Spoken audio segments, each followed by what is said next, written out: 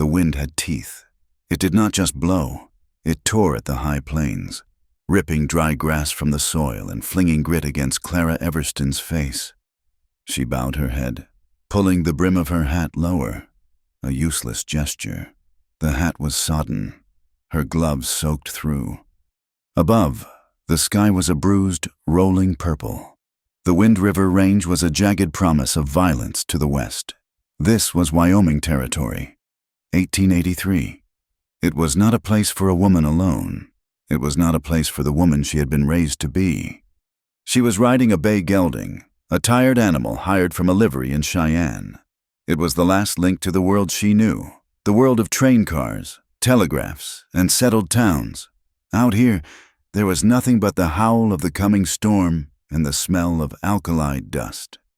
Her flight from Mississippi had been a series of removals. First the train, rattling her bones, carrying her away from the graves and the judgment. Then the stagecoach, which shook her until her teeth ached. And finally, this horse, taking her toward a rumored nursing post at a remote railhead, a place where no one would know the name Everston, a place where she could bury the last of her shame. The horse, Chester, stumbled. It was not a dramatic fall. It was the simple, tired error of an exhausted animal on loose rock. His right foreleg buckled. A wet snap echoed in the sudden lull of the wind. The horse screamed, a high, terrified sound that the wind snatched away. Clara was thrown clear. She landed hard on her hip. The breath knocked from her lungs in a painful rush. The rock and shale bit through the thick wool of her skirt. For a moment, she lay stunned, tasting mud and copper. She pushed herself up on one elbow. "Chester!" she gasped. But the horse was already up, lame and panicked. He scrambled, his eyes wide with the smell of the coming rain. He bolted. He ran with a three-legged, hopping gait, east, back the way they had come, back toward the nothing she had just crossed. "No!" she cried out. "No! Come back!" Her voice was a thin thread, instantly lost. She watched him, a dark shape against the deepening gray, until he was gone. Silence fell. It was a terrible, heavy silence, pressed down by the weight of the clouds. The wind had stopped, a breathless pause before the deluge, and she was alone. Her first thought was not of survival. It was a cold, bitter wave of humiliation. She was stranded, helpless, a lady, reduced to mud. Then, the practicality that had kept her alive for the last 5 years took over. She checked herself. Her hip throbbed. Her palms were scraped raw from the fall, but nothing was broken. She looked around. Nothing, just rolling, broken land and the looming mountains. Her satchel, it lay 10 feet away, its good leather scarred by the rocks. She crawled to it, her heavy skirts dragging in the dirt. She clutched it to her chest. Inside were her tools, bandages, carbolic, laudanum, needles, the tools of her trade, and beneath them, a small, velvet-bound book of poetry, the last relic of her education, the last piece of the lady. The first drop of rain hit her cheek. It was cold as ice. Then another, and another. Within a minute, the sky opened. It was not rain. It was a solid wall of water, driven by a new, colder wind. It soaked her to the skin instantly, plastering her hair to her scalp and blinding her. Thunder cracked overhead. Not a roll, but a sharp explosion that vibrated in her teeth. She got to her feet, her skirt weighing her down. She had to move. To stay here was to die. The cold would kill her before the night was over. She picked a direction, west, toward the dark line of the bluffs. There might be an overhang, a cave, some break in the rock. She trudged, her boots, never meant for this, sinking into the mud. The fine wool of her traveling suit, the suit she had spent her last dollars on to maintain the appearance of respectability, was now a shroud, heavy and cold. For an hour, or perhaps 2, she walked. The world was a gray blur of rain and noise. The sagebrush tore at her clothes, leaving small, bleeding scratches on her shins. The corset she wore, the rigid cage of whalebone that defined her station, felt like it was crushing her ribs, making each breath a shallow, painful task. She was drowning on dry land. She thought of her father's face when he banished her. "You are a disgrace to this family. Go west, disappear." It seemed she was about to grant his wish. She stumbled over an outcrop of shale, her ankle twisting. A small, desperate sob broke from her throat. She was so tired. It would be so easy to just lie down, to let the rain wash away the shame. The memory of the small grave she had dug with her own hands. The feel of the feverish skin of her child. She pressed her forehead to the wet rock, breathing hard. "No," she whispered. "I will not." She pushed herself up. She took 2 more steps, crested a small rise, and stopped. Through the sheeting rain, she saw it, a faint, yellow light. She wiped the water from her eyes. It was not a cabin. It was a canvas tent, pitched low against a rocky bluff, sheltered from the worst of the wind. A thin ribbon of smoke curled from a stovepipe, instantly shredded by the storm. Her heart hammered against her ribs. A tent meant a person. A lone tent, out here, likely meant a lone man, a trapper, a prospector, or something worse, an outlaw. She stood frozen, torn between the certainty of the storm and the danger of the light. The wind made the choice for her, hitting her with a gust so strong it almost knocked her from her feet. The cold was now a deep, invasive ache in her bones. She would rather face a man than God's anger. She moved toward the light, her ruined boots making sucking sounds in the mud. She reached the canvas flap, her hand trembling so badly she could hardly lift it. She did not knock. She called out, her voice cracking. "Hello, please, I need shelter." There was no answer, only the muffled sound of the rain on the canvas. She pulled the flap aside and stumbled in. The change was immediate. The roar of the storm cut to a dull drumming. The air was warm, thick with the smell of wet wool, coffee, horse liniment, and smoke. A small, pot-bellied stove in the center glowed dull red. A man knelt by it, his back to her. He did not move for a long second. Then, slowly, he rose to his full height. He was tall, broad in the shoulder, and wore rough clothes that had seen hard use. He turned, and his hand was not on a coffee pot. It was on the worn grip of a revolver holstered at his hip. He did not speak. He just looked at her. His eyes were the color of the sky outside, a flat, hard gray. His face was weathered, carved by sun and wind, with a dark stubble covering his jaw. He was a man who lived without softness. "Please," Clara said again, her teeth chattering. She held her hands up, palms out, showing they were empty. "My horse, he broke his leg. He bolted. The storm." The man's gaze traveled from her face, down the front of her expensive, ruined suit, to the hem of her skirt, which was caked in mud. He looked at her satchel. His eyes narrowed. "I have money," she said, a stupid, reflexive offer. "Don't need it," he said. His voice was rough, like gravel. He turned his back on her, dismissing her, and knelt again. He was not alone. In the far corner of the tent, a dun-colored horse stood, its hip covered by a blanket. It was favoring its left hind leg. "You can stay till the rain quits," the man said, not looking at her. "Don't touch nothing, especially the rifle." He gestured with his chin toward a Winchester leaning against a wooden crate. Clara sagged with relief, the tension draining out of her so fast her knees buckled. She slid down the tent pole, huddling on the ground, her wet clothes pooling around her. She was shaking, not just from cold, but from the raw, jagged edge of her nerves. The man, Beau, paid her no mind. He was focused on his horse, tending to a small fire in a ring of stones. He seemed to be heating water in a small, blackened pot. The tent was small, barely tall enough for him to stand upright in the center. A bedroll was laid out on one side, a saddle, oiled and dark, on the other. This was his entire world. Thunder shook the ground, a low, visceral rumble that felt like it came from beneath the earth. Clara flinched, pulling her knees to her chest. She closed her eyes, and the shame washed over her again. She was helpless, a beggar, accepting shelter from a silent, armed stranger. This was how far Clara Everston, of the Mississippi Everstons, had fallen. She thought of her mother, who worried about the correct placement of silver forks. She thought of her father, whose pride was as rigid as a church spine. And she thought of the child, the baby boy. He had lived for 7 months. He had died of a fever she, with all her rudimentary nursing skills, could not break.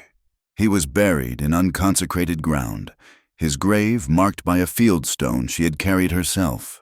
His death had been her final, unforgivable sin. Her family had not cast her out for bearing a child out of wedlock.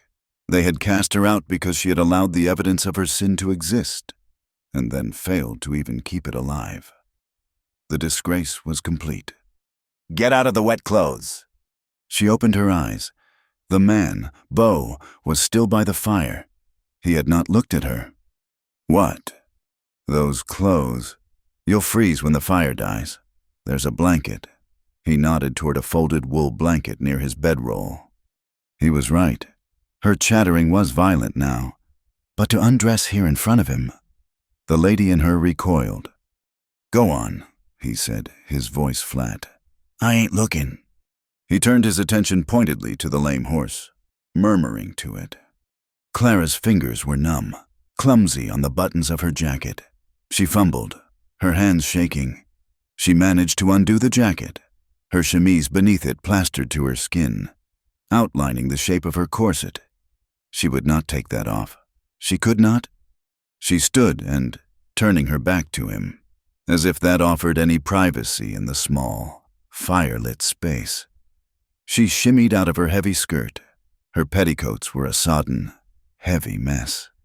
She dropped them to the ground, clad only in her chemise, drawers, and the corset.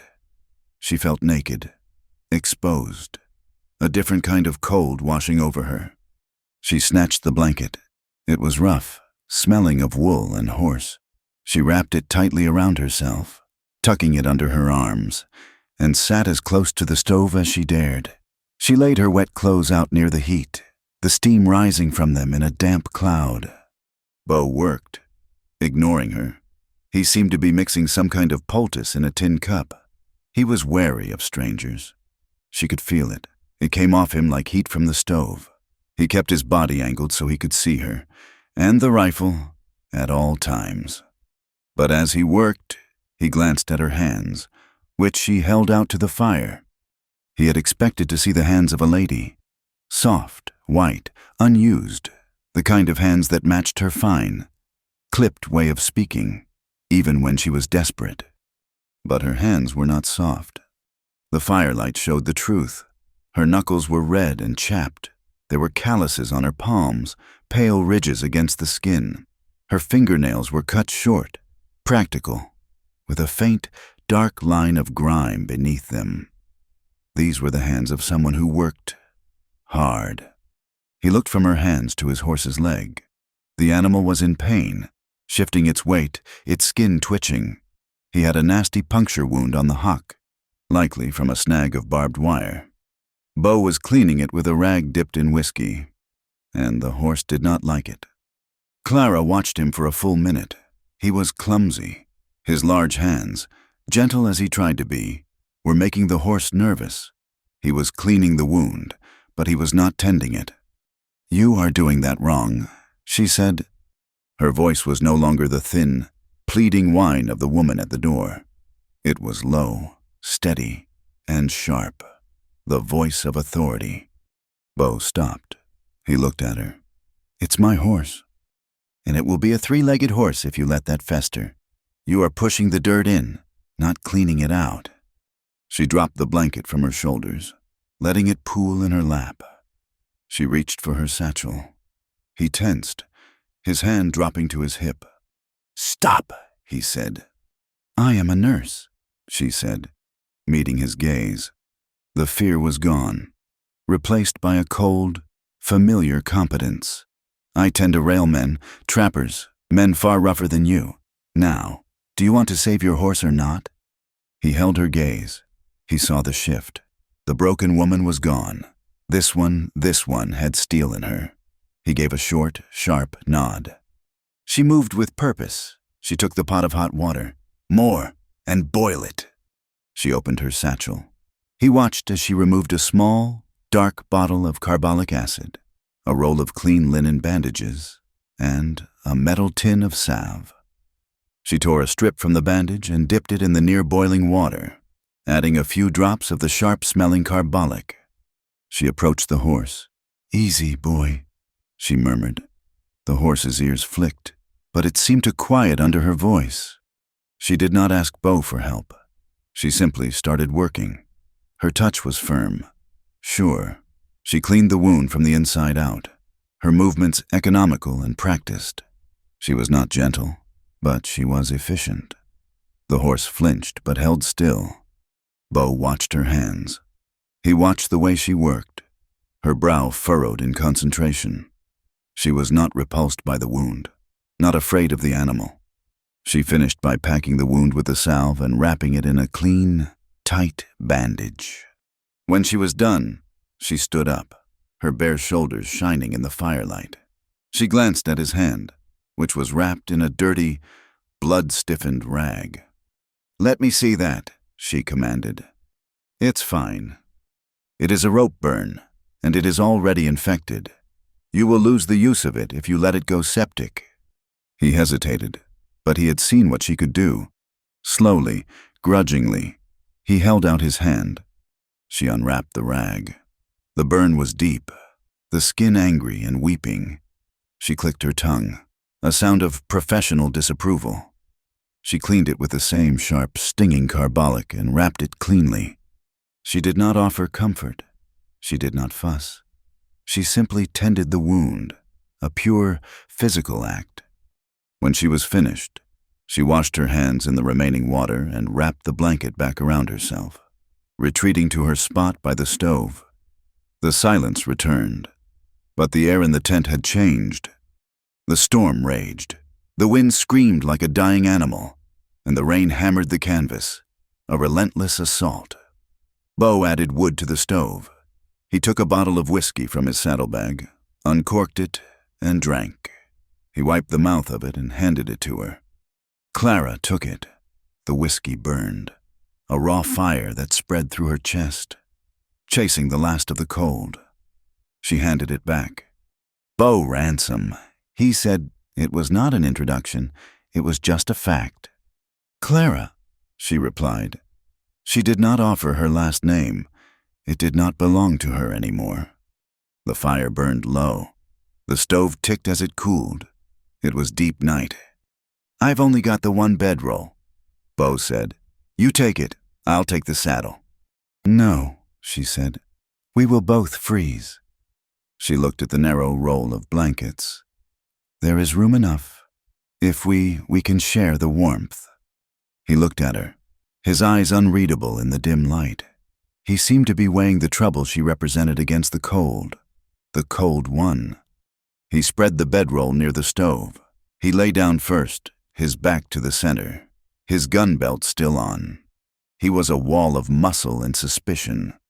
Clara hesitated. Then, pulling the horse blanket with her, she lay down on the other side, her back to his.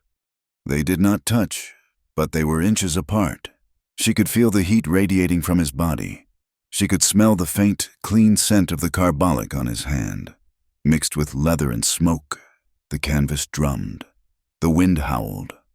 She lay stiff, her body aching with exhaustion, her mind racing. She was lying beside a strange man, a man who lived with a gun and a horse in a canvas tent. Sleep finally took her, a heavy, dreamless dark. It was the dream that woke her. The gray Mississippi sky, the wet, red clay, the shovel in her hands, the small pine box, her father's voice, cold as a winter river. "This is your doing. You are damned." She woke with a choked gasp, her heart pounding. She was tangled in the blanket, her skin slick with sweat. She turned. Bo was awake. He was sitting up, leaning on one elbow, watching her. The fire was just embers, casting a faint, demonic glow on the sharp planes of his face. He was not moving to comfort her. He was not moving at all. He was just watching. He had seen her, truly seen her, in that moment of raw terror. He had heard the sound she made. He said nothing, but she saw it in his eyes. He was not surprised. He was looking at her with a kind of flat, weary recognition. He was sensing the parts of her that were broken. He was looking at her like a man looking at a reflection. A hot wave of shame, deeper than any she had felt before, washed over her. She had bared her wounds to a stranger. She turned away, pulling the blanket tight, her back to him. She stared at the canvas wall, watching the shadows dance. She lay awake for a long time. The storm began to settle, the wind dying to a low moan, the rain easing to a steady, rhythmic drumming. She could hear Bo's breathing. It was slow and deep and steady. It was the only other sound in the world. She listened to that sound, the breath of the man beside her. She thought about the lady she was raised to be, the proper, respectable woman who was supposed to marry well and manage a household. That woman was a phantom. She had burned away in the fever that took her child, been buried in the shame that cast her out. Clara Everston was gone. She lay in the dark, in a stranger's tent, her good name a ruin. She wondered how much further she had to fall before she finally stopped pretending to be someone she was not. And she wondered what would be left when the pretense was all gone. The world returned in shades of gray. Morning came not as light, but as a lifting of the absolute dark. A thick, wet fog pressed against the canvas, turning the inside of the tent into a dim, cold pocket. The drumming of the rain had ceased, replaced by a steady, heavy drip from the bluff overhead. Clara was stiff. Her bones ached with a cold that had settled deep, and her hip throbbed from the fall. She was still on her side of the bedroll, her back to Bo. She did not know if he was awake. The air was heavy with their shared breathing and the silence that had followed her nightmare. She did not want to turn. She did not want to see the look in his eyes again, that flat, knowing gaze that saw the cracks in her composure. She lay still, pretending to be asleep. But her mind was painfully alert. The shame of the night, of her weakness, was a sour taste in her mouth. A small sound broke the quiet, the metallic scrape of a flint, the sharp smell of sulfur. A moment later, the crackle of dry twigs catching. He was awake. He had been awake all along. Clara let out a slow breath, and finally, bracing herself, she rolled onto her back. Bo Ransom was feeding small sticks into the pot-bellied stove. He had not looked at her. He moved with a quiet economy, his motions precise, careful. His broad back was turned to her, a solid wall of worn wool. He had already pulled his boots on. She sat up, pulling the rough horse blanket tight around her shoulders. Her own clothes were still damp, laid out near the stove. They were a ruined, muddy testament to her fall. "The horse?" she asked. Her voice was a low croak. "Same," Bo said, not turning. "He's favoring the leg." Clara pushed the damp hair from her face. She felt raw. She looked at the embers of last night's fire in the center stone ring. A little warmth remained. Practicality was her only refuge. It was the only part of her old life that still served her. She crawled from the bedroll, her bare feet shrinking from the cold, damp ground. She grabbed the blackened coffee pot. "I will heat water," she said. It was not an offer, but a statement of fact. She scooped water from the small cask near his saddle, her movements stiff. She set the pot on the embers to heat. Bo watched her now, his gaze lingering. He saw the way she moved, the wince as she put weight on her bruised hip. He saw the pallor of her skin in the thin light. He said nothing. He reached for his saddlebag and pulled out the flask of whiskey.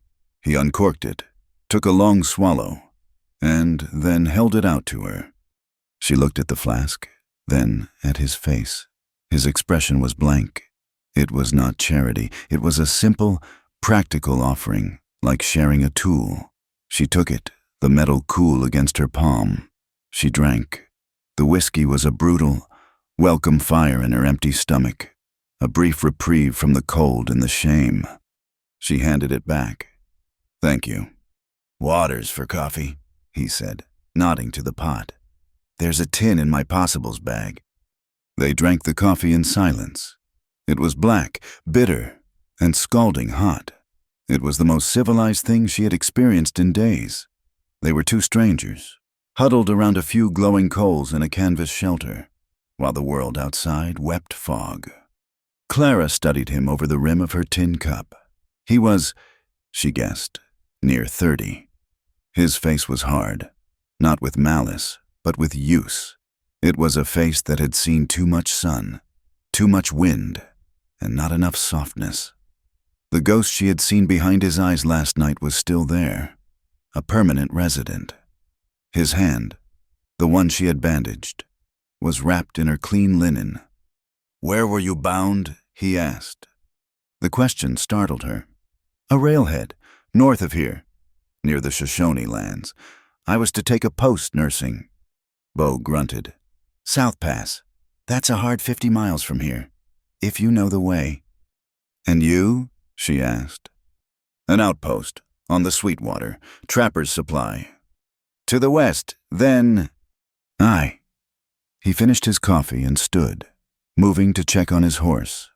The animal whinnied low, leaning against his hand. Bo stroked its neck, his large, rough hand surprisingly gentle on the animal. Clara watched him. She saw the problem before he stated it. The horse, a sturdy dun, put no weight on its injured hock. The bandage was clean, the wound not bleeding, but the swelling was pronounced. "He cannot carry you," she said. Bo's jaw tightened. "He'll walk. Not 50 miles, not through this mud. He will be permanently crippled by nightfall. And your hand," she glanced at the bandage. "You cannot pack your supplies and manage him both. Not alone." His gray eyes flashed, cold and angry. He did not like being told his limits, especially by her. "I'll manage." "You will fail," she said, her voice quiet but firm. "You will be stranded out there, just as I was. Worse, you will have to shoot your horse." The words hit him. She saw the muscle in his jaw jump. He loved the animal. That much was plain. She stood, wrapping the blanket around her waist and tucking it, securing it like a skirt. She felt exposed, her shoulders and arms bare but for her thin chemise. But she ignored it. "I lost my horse," she said. "You have a horse that cannot be ridden. I am a nurse, and you have an injury. You are heading west. I need to get to any settlement, and west is as good as any. It seems we have a common problem." He turned to face her fully. "What are you saying?" "I am saying you cannot travel alone, and I cannot travel at all. You have a lame horse. I am a lame traveler. But together," she looked at the dun, "he cannot carry you, but he can carry your gear. You and I can walk. I can tend your hand, and I can tend his leg.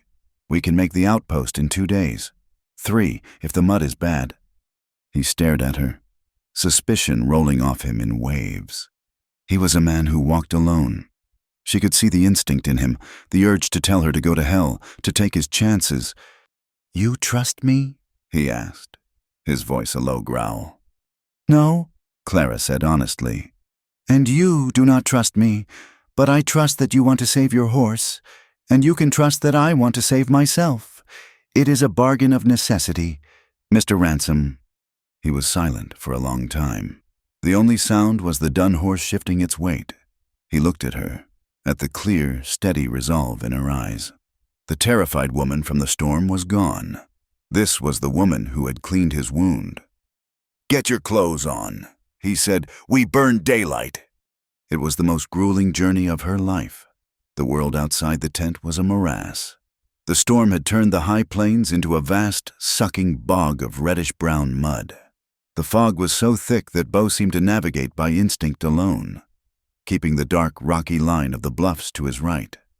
Clara's clothes were heavy, still damp, and caked in fresh mud within the first 100 yards. Her fashionable boots, with their thin soles and stacked heels, were a mockery. They filled with icy water, and the mud sucked at them with every step. Bo moved slowly, patiently, leading the dun horse. The animal was packed light, carrying only their bedrolls, the tent, and the scant supplies. Bo carried his rifle in a pack. Clara carried her own satchel, its weight now a familiar, aching burden on her shoulder. She did not complain. She bit her lip until it bled, focusing on planting one foot in front of the other. She thought of the drawing rooms of her youth, of the soft carpets and the scent of magnolias. It felt like another life, a story told about someone else. The woman walking here, sinking to her shins in mud, was a different creature. They said almost nothing for hours. The only sounds were the squelch of their boots, the pained grunt of the horse, and Bo's low, encouraging murmurs to the animal. Late in the afternoon, the fog thinned, and the land began to change. The flat prairie gave way to broken, rocky foothills. The ground firmed up, but the terrain became treacherous, a landscape of loose shale and sharp rock. Clara was exhausted. Her bruised hip was a single, blinding point of pain. Her feet were rubbed raw. She stepped on a loose piece of shale, her ankle twisted, and she went down. She cried out, a short, sharp sound of pain and frustration. She had landed hard on her hands, the rocks biting into her palms. Bo stopped. He turned, his face impassive. He had been walking 10 feet ahead, a silent, relentless guide. "I am all right," she said, her voice shaking. She tried to push herself up, but her arms trembled with fatigue. "We cross here," he said, ignoring her protest. She looked. A stream, swollen with the night's rain, rushed through a shallow cut in the rocks. It was not wide, perhaps 15 feet, but it was fast and dark, the water churning. "I can walk it," she said, getting to one knee. "No, the rocks are slick. You fall. You'll lose the satchel, or break a leg." Before she could protest, he was there. He looped the horse's lead rope over a stunted pine and turned to her. He did not ask. He simply bent, slid one arm under her knees and the other behind her back, and lifted her. She gasped. The world tilted. She was suddenly, shockingly, in his arms. Her immediate instinct was to fight, to recoil from the intimacy of it.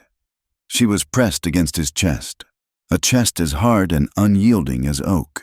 Her hands flew up, one grabbing his shoulder, the other clutching her satchel. He was immensely strong. He held her as if she weighed nothing. She could feel the solid, steady beat of his heart through the damp wool of his shirt. She could smell him, the scent of wood smoke, wet earth, and something else, something uniquely his, a faint, clean scent of salt and iron. He stepped into the stream. The water was fast, rushing and sucking at his legs. He moved with a slow, deliberate certainty, planting each foot firmly on the unseen rocks below. He did not look at her. His gaze was fixed on the far bank. Clara was rigid with tension. She was acutely aware of every point of contact, the pressure of his arm under her legs, the way her hip was pressed against his ribs. Her face was so close to his. She could see the individual whiskers of his dark stubble, the small, pale scar that cut through his left eyebrow. It was not gentle. It was not romantic. It was a raw, physical fact. He was carrying her. She was utterly dependent on his strength. And it burned. The closeness was a strange, unwelcome heat that had nothing to do with warmth. It was a spark in the cold, a sudden, sharp awareness of him as a man. She felt a flush rise up her neck. It was terrifying. It had been so long since she had been touched, and never like this. Not with tenderness, but with a stark, indifferent practicality that was, in its own way, more intimate than a caress. He reached the far bank and set her down on her feet. His hands left her. The cold rushed back in. "Thank you," she whispered, her voice unsteady. Bo just nodded. He went back for the horse, leading the dun carefully through the shallowest part of the current. Clara stood on the bank, her legs trembling, her entire body humming from the contact. She watched him, the way he moved, the quiet power in his shoulders. She had survived by being hard. She had survived by being cold. This man, he was made of the same unforgiving material as the mountains around them. He did not look at her again. He just took the lead rope, and they started walking. They made camp as the light failed. A weak, watery sunlight that turned the wet rocks a pale gold before vanishing. Bo found a spot, a deep overhang of granite that offered shelter from the wind. It was dry, at least. Clara's hands were shaking so badly from cold and fatigue that she could not unbutton her jacket. She sat on a rock, utterly spent. Bo worked. He built a fire, his one good hand quick and sure. He unsaddled the dun and checked its leg. Clara forced herself to move, to open her satchel and retrieve her supplies. She tended the horse's wound, cleaning it and applying a fresh bandage. Her hands were on automatic, the ritual of her work a comfort. Bo handed her the tin cup of whiskey. "Drink." She did. This time, the fire spread, and the shaking in her hands eased. He took the cup from her and drank. They shared it, passing it back and forth as the fire crackled and the shadows deepened. Clara unbuttoned her sodden gloves, her fingers stiff. She pulled them off, wincing as the damp leather clung to her skin. She held her hands out to the fire. Bo, sitting on his heels, looked at them. The firelight played over her palms, illuminating the scars. They were not the fresh scrapes from her fall. They were old, pale, and puckered. A long, thin line crossed her right palm. A patch of skin on her left was shiny and smooth. A burn scar. "Railroad work?" he asked, his voice quiet. Clara shook her head. "The war." He looked up, his eyes sharp. "You're too young." "I was 15, she said, her voice flat, devoid of emotion. "In Vicksburg, I was a lady. I was supposed to roll bandages, but the hospital tent, it was a butcher's shop. The doctor was drunk. The men were dying. They were just boys." She stared into the flames, seeing other fires. "They brought in a boy from a Tennessee regiment. He had his chest was torn open by shrapnel. He was trying to hold himself together. He grabbed my hand. He wouldn't let go." She looked at the scar on her palm. His fingernails. "He held on until he died. I tended the dying for 2 years after that. Burns, fevers, gangrene. My hands, they stopped being a lady's hands." She took off her hat, her damp, dark hair falling loose around her shoulders. She had shed her gloves. She had shed her story. Bo watched her, his expression unreadable. He took another drink from the flask and stared at the fire. The silence stretched, filled only by the hiss of the flames. "Cattle," he said, so suddenly it made her jump. She looked at him. "What?" "I worked cattle, from Texas to Kansas, then the railroads." He tossed a stick into the fire, sending a shower of sparks into the darkness. "They came with their paper, railroad land grants. Said the land I'd filed on, my pa's land, wasn't mine. It was theirs." He turned his gaze from the fire to her. His gray eyes were flat, hard as river stones. "It was a preacher. He read the notices. He worked for the railroad. Wore a collar while he did it. Said it was God's will. Progress." He picked up another stick, his good hand turning it over and over.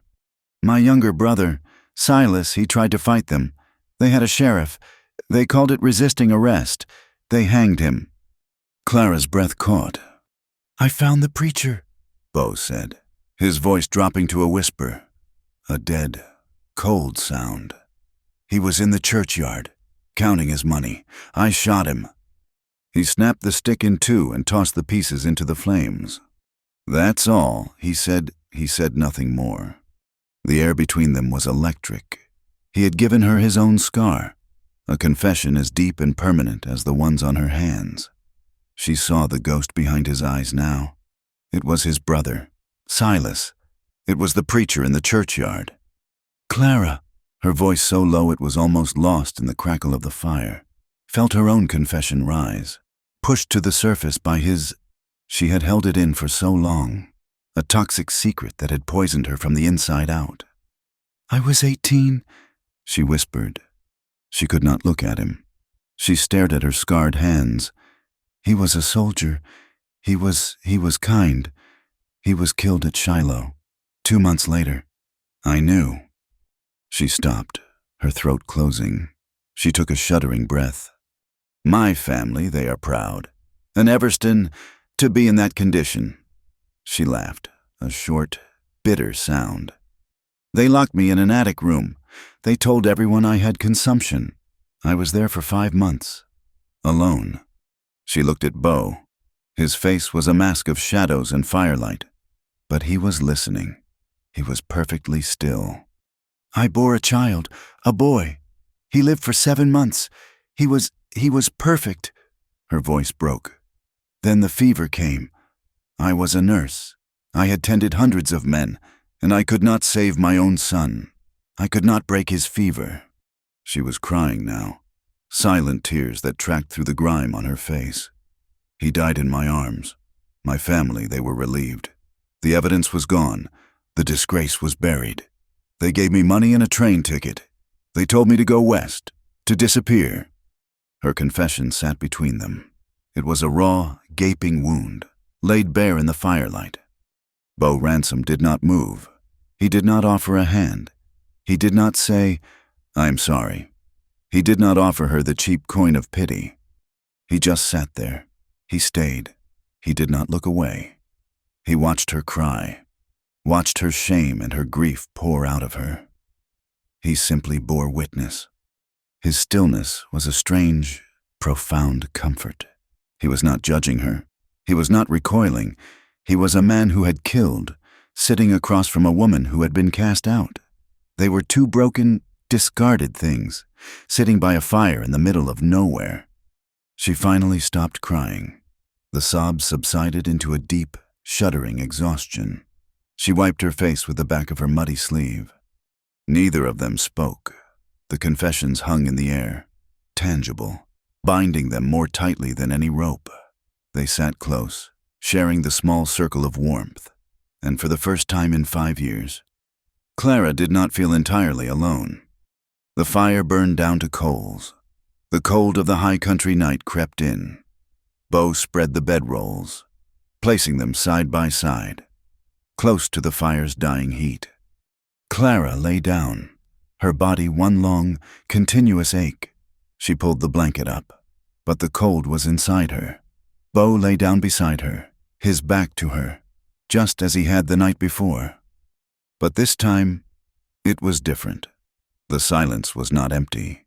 It was filled with the things they had said. She lay in the dark, listening to his breathing. He was so close. The man who had carried her, the man who had killed, the man who had seen her, all of her. She thought of the lady she was supposed to be. That woman was a lie, a costume. That woman would be horrified, lying here. That woman would be rigid with fear and propriety. But Clara was not that woman. She was the woman who had dug a grave, the woman who had walked through mud, the woman who had confessed her deepest shame and had not been struck down. She was cold, and he was warm. It was that simple. She turned. In the dark, she could just make out the shape of his shoulder. He was still, but she knew, somehow, he was not asleep. She whispered, her voice a raw sound in the vast, wild darkness. "I am not a lady tonight." She moved. Before he could react, before she could lose her nerve, she climbed over him. She straddled his hips, her legs on either side of him. The horse blanket fell away, her chemise a thin, cold barrier. He tensed beneath her, his entire body going rigid with surprise. "Clara," he growled, his hand moving toward his hip. "No." she whispered. She leaned down, bracing her hands on his shoulders. Her loose hair fell around them, creating a small, dark tent. She kissed him. It was not a soft kiss. It was a desperate, angry, hungry kiss. It was the kiss of a woman who had nothing left to lose. She was not trying to seduce him. She was not trying to find love. She was trying to forget. She was trying to burn away the last scraps of the woman she used to be, to erase the shame and the judgment with a raw, physical act. She was kissing him like she was trying to drive the ghosts from them both, his and hers, with the sheer, blinding force of her own broken will. Clara woke to a world of cold, gray light, and a profound, aching stillness. The granite overhang had kept them dry, but the cold had seeped into her bones, a damp chill that last night's fire had only held at bay. She was acutely aware of the man beside her. Beau. He lay on his back, his arm flung over his eyes, as if to ward off the morning. He was so still. She wondered if he was breathing. Then his chest rose and fell in a slow, deep sigh. He was awake. He had been awake. The rawness of the morning was not just in the air. It was a physical thing between them. The memory of the night before, her desperate, clumsy climb onto him, the raw, clumsy fusion of their bodies, crashed down on her. It had not been soft. It had been a collision, a frantic act of erasure. And now, in the light of day, the shame was overwhelming. It was a cold, bitter sickness in her stomach. She had not been a lady. She had been an animal. Carefully, so carefully, she slid from the bedroll. The cold ground bit at her bare feet. She retrieved her damp clothes, her movements stiff. She turned her back to him, a useless gesture of modesty that felt like a mockery. Her hands trembled so violently she could barely fasten the small buttons of her chemise. Each one was a tiny, impossible hurdle. She pulled on her drawers, her stockings, her ruined boots. She combed her hair with her fingers, pulling the dark, tangled mass back and tying it with a scrap of linen from her satchel. She was building her armor again, piece by piece. She felt his eyes on her back, a heavy, silent weight. But when she finally found the courage to turn, he was looking away, his gaze fixed on the gray sky. He avoided looking at her. He moved, rising in one fluid motion, and went to check on the horse. He spoke to the animal in a low murmur. He busied himself with the fire, coaxing the embers back to life. He did not say, "Good morning." He did not acknowledge her. The silence was a thick, suffocating blanket. Last night, their confessions had filled the dark. This morning, their act had emptied the world. Clara felt a desperate need to do something, to perform a task, to re-establish the fragile truce of necessity they had built. Beau sat on a rock, his back to her, and pulled his knife from the sheath on his belt. He took a whetstone from his pack and began to sharpen the blade. Scrape, hiss, scrape, hiss. The sound was rhythmic, sharp, and violent. It set her teeth on edge. It felt like an accusation. He was sharpening his defenses, pulling back into the hard, solitary shell she had first seen. He was erasing her, just as she had tried to erase her past. She looked at him, truly looked. He was wearing the same torn shirt, the sleeve, ripped by a branch on their journey, gaped open, showing the hard muscle of his forearm. Her hands, the capable hands of a nurse, itched. She went to her satchel and pulled out her small sewing kit, a housewife as the soldiers called it. It held needles, strong thread, a thimble. She walked over to him. He did not look up. The knife continued its rhythm. Scrape, hiss. Your sleeve, she said. Her voice sounded brittle, loud in the quiet. He stopped. He glanced at the tear, then at her. His eyes were hooded, his face a mask of stone. He did not move. Take it off, she said. A flicker of something, anger, maybe, or just resistance, crossed his face. But he said nothing. He slid the knife back into its sheath, unbuttoned the wool shirt, and shrugged it off. His torso was bare. The firelight played over a landscape of muscle and old, pale scars. She saw the burn on his shoulder she had kissed in the dark. A hot flush crept up her neck, and she looked away, focusing on the shirt in her hands. She sat on the rock beside him, not close, but not far. She threaded the needle, her hands still shaking, but less so. The familiar, practical task steadied her. She began to sew, her stitches small, tight, and efficient. She was mending the tear with a practiced, fierce concentration. He sat beside her, naked to the waist in the cold morning air, and watched. He watched her hands. He watched the way the needle flashed, the way her brow furrowed. They did not speak. The only sounds were the crackle of the fire, the distant call of a hawk, and the tiny, precise snick of her needle pulling the thread through the heavy wool. It was an intimacy more profound, more awkward than the night had been. She was mending his clothes, a domestic, wifely act, performed in a raw, broken wilderness by two people who were less than strangers, and more. When she finished, she bit the thread, her teeth sharp. "It will hold," she said. He took the shirt from her. Their fingers brushed. It was a spark, a tiny, electric shock that made her pull her hand back as if burned. He put the shirt on, buttoned it, and stood. He was the stranger again, armored in wool and silence. "We move," he said. They walked for another full day. The land flattened again, turning into a vast, empty sea of sagebrush. The dun's leg was better. Bo had tested the animal's weight, and while it still favored the hawk, it was no longer a pained limp. He insisted Clara ride for an hour at a time. She refused, at first. "I can walk." "You are slowing us down," he said, his voice flat. "Your hip, ride, or I'll leave you." She knew it was a lie, but she saw the iron in his eyes. He would not argue. He lifted her onto the horse's back, his hands strong and impersonal at her waist, sitting astride like a man. Her skirts bunched around her thighs. She felt exposed and humiliated, but the relief to her screaming hip was so profound. She almost wept. He walked beside her, his hand on the horse's bridle, his gaze fixed on the horizon. The silence stretched, hour after hour. It was no longer the heavy, awkward silence of the morning. It was a settled, weary silence. They were two people bound by a shared secret, moving through an empty world. Late in the afternoon, she smelled it first. Wood smoke, but not their own, a thicker, sour smell, mixed with curing hides and the faint, acidic tang of cheap whiskey. "What is it?" she whispered. "Sweetwater," Bo said, "the outpost." An hour later, they saw it. It was not a town.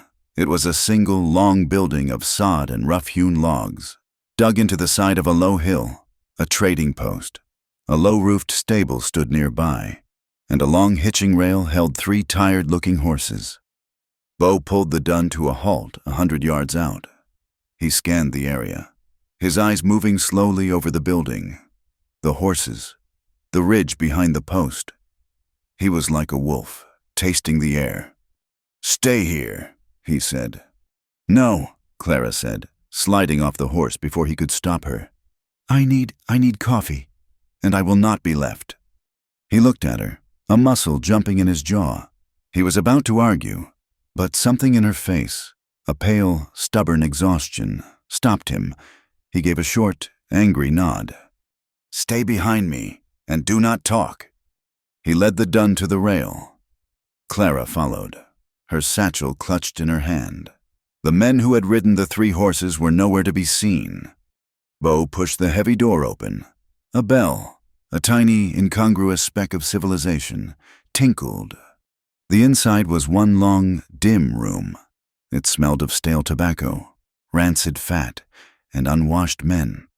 A long counter ran down one side, piled high with bolts of canvas, tins of food, traps, and ammunition. A pot-bellied stove in the center glowed dull red. and 2 men sat at a rough table near it, playing cards. A third man, thin and balding, with a dirty apron, stood behind the counter. The card players looked up. Their faces were bearded, their eyes small and assessing. They looked at Bo. Then their gaze slid to Clara. It was a slow, oily appraisal that made her skin crawl. She felt the urge to pull her jacket tighter. Bo ignored them. He walked to the counter. "Need oats, coffee, a side of bacon, and flour." As Bo bartered in a low voice with the proprietor, Clara moved away, drifting toward the warmth of the stove. She pretended to study a pile of beaver pelts, keeping her back to the card players. She just wanted to feel the heat, to stop the trembling in her legs. "Heard they got a circuit judge down in Cheyenne," one of the men said, his voice a low, gravelly rasp. "Aye," said the other. "He's put paper out. A bounty." Clara froze. "On who?" "That fella, Ransom, the one who shot the preacher's kid." Clara's blood turned to ice. She stared at the beaver pelts, her vision blurring. She could feel the men's voices, a vibration in the air. "Bo Ransom," the first man clarified, spitting a stream of tobacco juice onto the dirt floor. "Heard it was over some land grab, but the judge says it was murder. Cold, in a churchyard. $500. $500. The second man whistled. "That's enough to make a man look hard. Heard he was headed north, maybe up into the Wind River country. Maybe he's a ghost, that one. But $500, that'll turn a lot of rocks." The blood was pounding in her ears. A dull roar. "Bo Ransom, $500. Murder." She had known he killed a man, but she had not known this. She had not known he was being hunted, that his name was on paper, that there was a price on his head. She looked at Bo. His back was to her. He was inspecting a bag of oats, seemingly deaf to the conversation, but his shoulders were rigid. He had heard. He paid the proprietor, his movements quick. "Let's go," he said to Clara, his voice low and tight. He grabbed the sacks of supplies. Clara turned, her legs feeling like water. She walked past the table. The 2 men watched her, their eyes narrowed. She felt like they could see the name Ransom branded on her skin. They were outside in the cold, gray air. Bo loaded the supplies onto the dun, his movements swift and angry. "You heard," he said. It was not a question. "Yes," she whispered. He finished tying the last knot and pulled the rope viciously tight. "Forget it." "How can I forget it? They are hunting you. A circuit judge." "He's a railroad judge," Bo snapped, his voice a low, dangerous growl. He grabbed the dun's lead. "We're leaving." "You lied to me?" she hissed, grabbing his arm. He froze. He turned to her, his face so close she could see the cold fire in his gray eyes. "I never lied. I told you I shot him. I did. The rest is just noise." "Noise? A $500 bounty is not noise." "Bo, that is a rope." "Then you'd best get clear of me," he snarled. He pulled his arm from her grasp. "Go back in there. Tell them who I am. Maybe they'll give you a cut of it." The cruelty of the word struck her like a slap. She recoiled, her face pale. She saw the instant regret in his eyes, a brief flicker of shame, but it was gone, replaced by the hard mask. He turned and started walking, pulling the horse, leaving her standing alone in the dirt. For a second, she thought of it. She could go back. She could be safe. She could be Clara Everston again. But she knew it was a lie. She looked at Bo's retreating back, a solitary, rigid figure moving against the vast, empty land. He was a wanted man, a killer, and he was the only person on earth who knew her. She ran, her skirts tangling in her legs, and caught up with him. She did not grab his arm.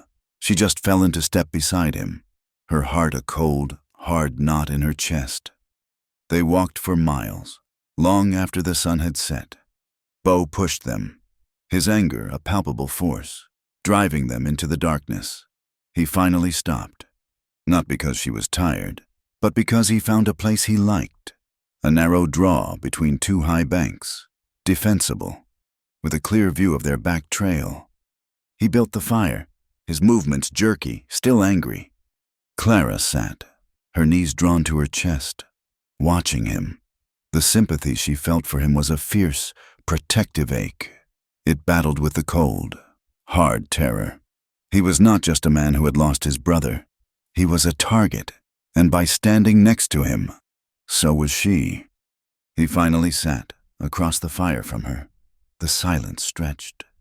"They said it was in the back," she said, her voice quiet. Beau's head snapped up. "It wasn't—" "Tell me," she said. "Tell me all of it, not the parts, all of it." He stared into the fire, his jaw working. "I told you, the preacher, Harris, he was selling deeds, railroad deeds. My pa's land, my brother Silas, he was 17. He had a fire in him. He wouldn't just let it go. He called the preacher a liar. In the street." He paused, his breathing ragged. 2 days later, the preacher's son, a deputized man, name of John Harris, he and 2 others rode out. They arrested Silas, said he stole a horse. "Did he?" "No," Beau said, his voice raw. "He never—" But they had a bill of sale, signed by some fella in Cheyenne. They took him. They held a trial that night. The next morning, they hanged him from the big cottonwood outside the church. Clara closed her eyes. I was away, riding for the railroad. Ironic. I came back. I saw my brother, 17, hanging from that tree. And the preacher Harris, he was holding a service, preaching about law and order. "Beau," she whispered. I waited. I had my gun. I waited till the service was over. The preacher and his son came out into the churchyard. I was standing by Silas's by the tree. I called his name. He looked at her, his eyes hollow, seeing the memory. I told him he was a liar and a thief, and he had murdered my brother. He smiled. He said Silas had broken the law, and that I should beware God's judgment. His son, John the deputy, he went for his gun. He drew first. He did, but I was faster. I shot him. He fell. Then the preacher, he grabbed his son's gun. He was weeping, screaming. He fired at me. He missed, and I shot him. Twice. He held up his bandaged hand. "Got this rope burn pulling Silas down." He stopped, his confession finished. He had not murdered a man in the back. He had executed 2, one in a fair fight, the other in a rage that felt, to him, like justice. But the law, the railroad's law, called it murder. Clara's sympathy was a physical thing. It closed her throat. This was not a story of a callous outlaw. This was a tragedy. It was a story of a man who, like her, had lost everything to a system that did not care. His family was gone. His land was gone. His name was a curse. And she was tied to him. The realization settled on her, cold and heavy. To stay with him was to be hunted. To be hunted was to be outside the world forever. The nursing post, the quiet life, the chance to be useful again. It was all a dream. Waking up in his tent had not just been a fall from grace. It had been a fall off the edge of the world. She had to leave. She could not be the reason he was caught. She moved too slow. She was a liability. And if she was caught with him, she would hang beside him. That night, they lay in their separate bedrolls, the fire a dying red eye between them. Clara waited until his breathing was slow and deep, until she was sure he was asleep. She sat up. The air was frigid, by the faint starlight. She pulled her satchel close. She opened it and took out her small, velvet-covered journal and a pencil. She tore out a blank page. Her hands were shaking. What was she writing? A confession? A suicide note? She wrote, "My name is Clara Everston. I was born in Mississippi. I had a son." She stared at the words. She thought of her father's cold eyes. She thought of the small, unmarked grave. She thought of Beau, sleeping feet away, a man who had also lost a brother. She crossed out the words, the pencil tearing the paper. I am no one. She tucked the paper back into her satchel. It was not a letter. It was an epitaph. Her plan was simple. She would take her satchel, a small sack of the new flour, and the canteen. She would walk east, back to the trading post. She would tell them she did not know what she would tell them, but she would be away from him. She would give him a chance to run. She began to move, slow as a shadow. She eased her satchel's strap onto her shoulder. She reached for the canteen. Where are you going? His voice, it was not a growl. It was quiet, rough with sleep, and filled with a terrible, knowing sadness. She froze, her hand on the canteen. He was sitting up, a dark shape against the dying fire. He had not been asleep. He had been waiting. She said nothing. She could not speak. You're leaving, he said. He did not move. I have to, she whispered, her voice breaking. Bo, they are hunting you. I slow you down. I am danger to you. And I am to you, he said. I cannot be caught, she said, the words tumbling out. I cannot. I will not be put on display. I will not be judged by them. He stood up. He walked not to her, but to the fire. He sat on the log where she had mended his shirt. He picked up his whetstone and knife. Scrape, hiss. The sound filled the night. She sank back to her bedroll, defeated. He knew. He had sensed her pulling away ever since the trading post. He put the knife down. He looked at her, his face lit by the faint, pulsing glow of the embers. I won't stop you, he said quietly. If you want to go, I'll give you the horse. I can walk. The offer stunned her. He would give her the horse. His only, no, I cannot take your horse. He sat in silence. She sat in silence. The great cold wilderness surrounded them. She was free to go.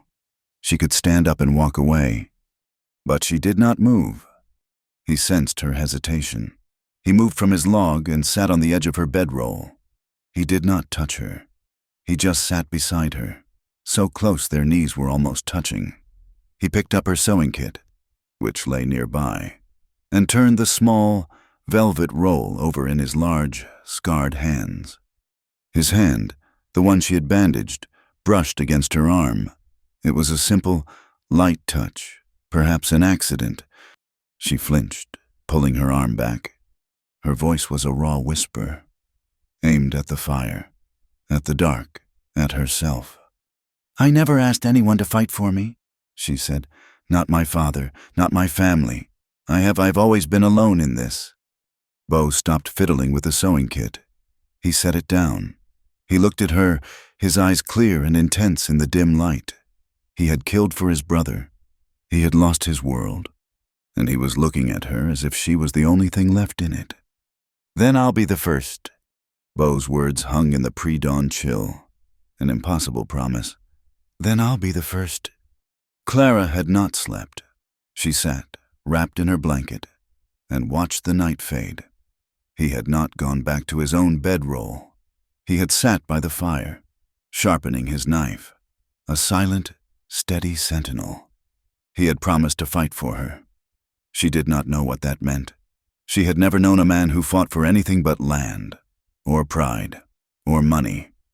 When the gray light finally broke, the tension of the night had cooled, settling into something new. It was not softness. It was a shared, grim purpose. They were no longer two people traveling in the same direction. They were two people bound to the same fate. They broke camp without speaking of it. The argument, her planned escape, it was all gone, burned away by his 4 words. They traveled southwest for 2 days, pushing hard. The land grew drier, rougher. The Dun's leg was healing well, thanks to Clara's steady care, and he could now bear a light pack and a rider for short stretches.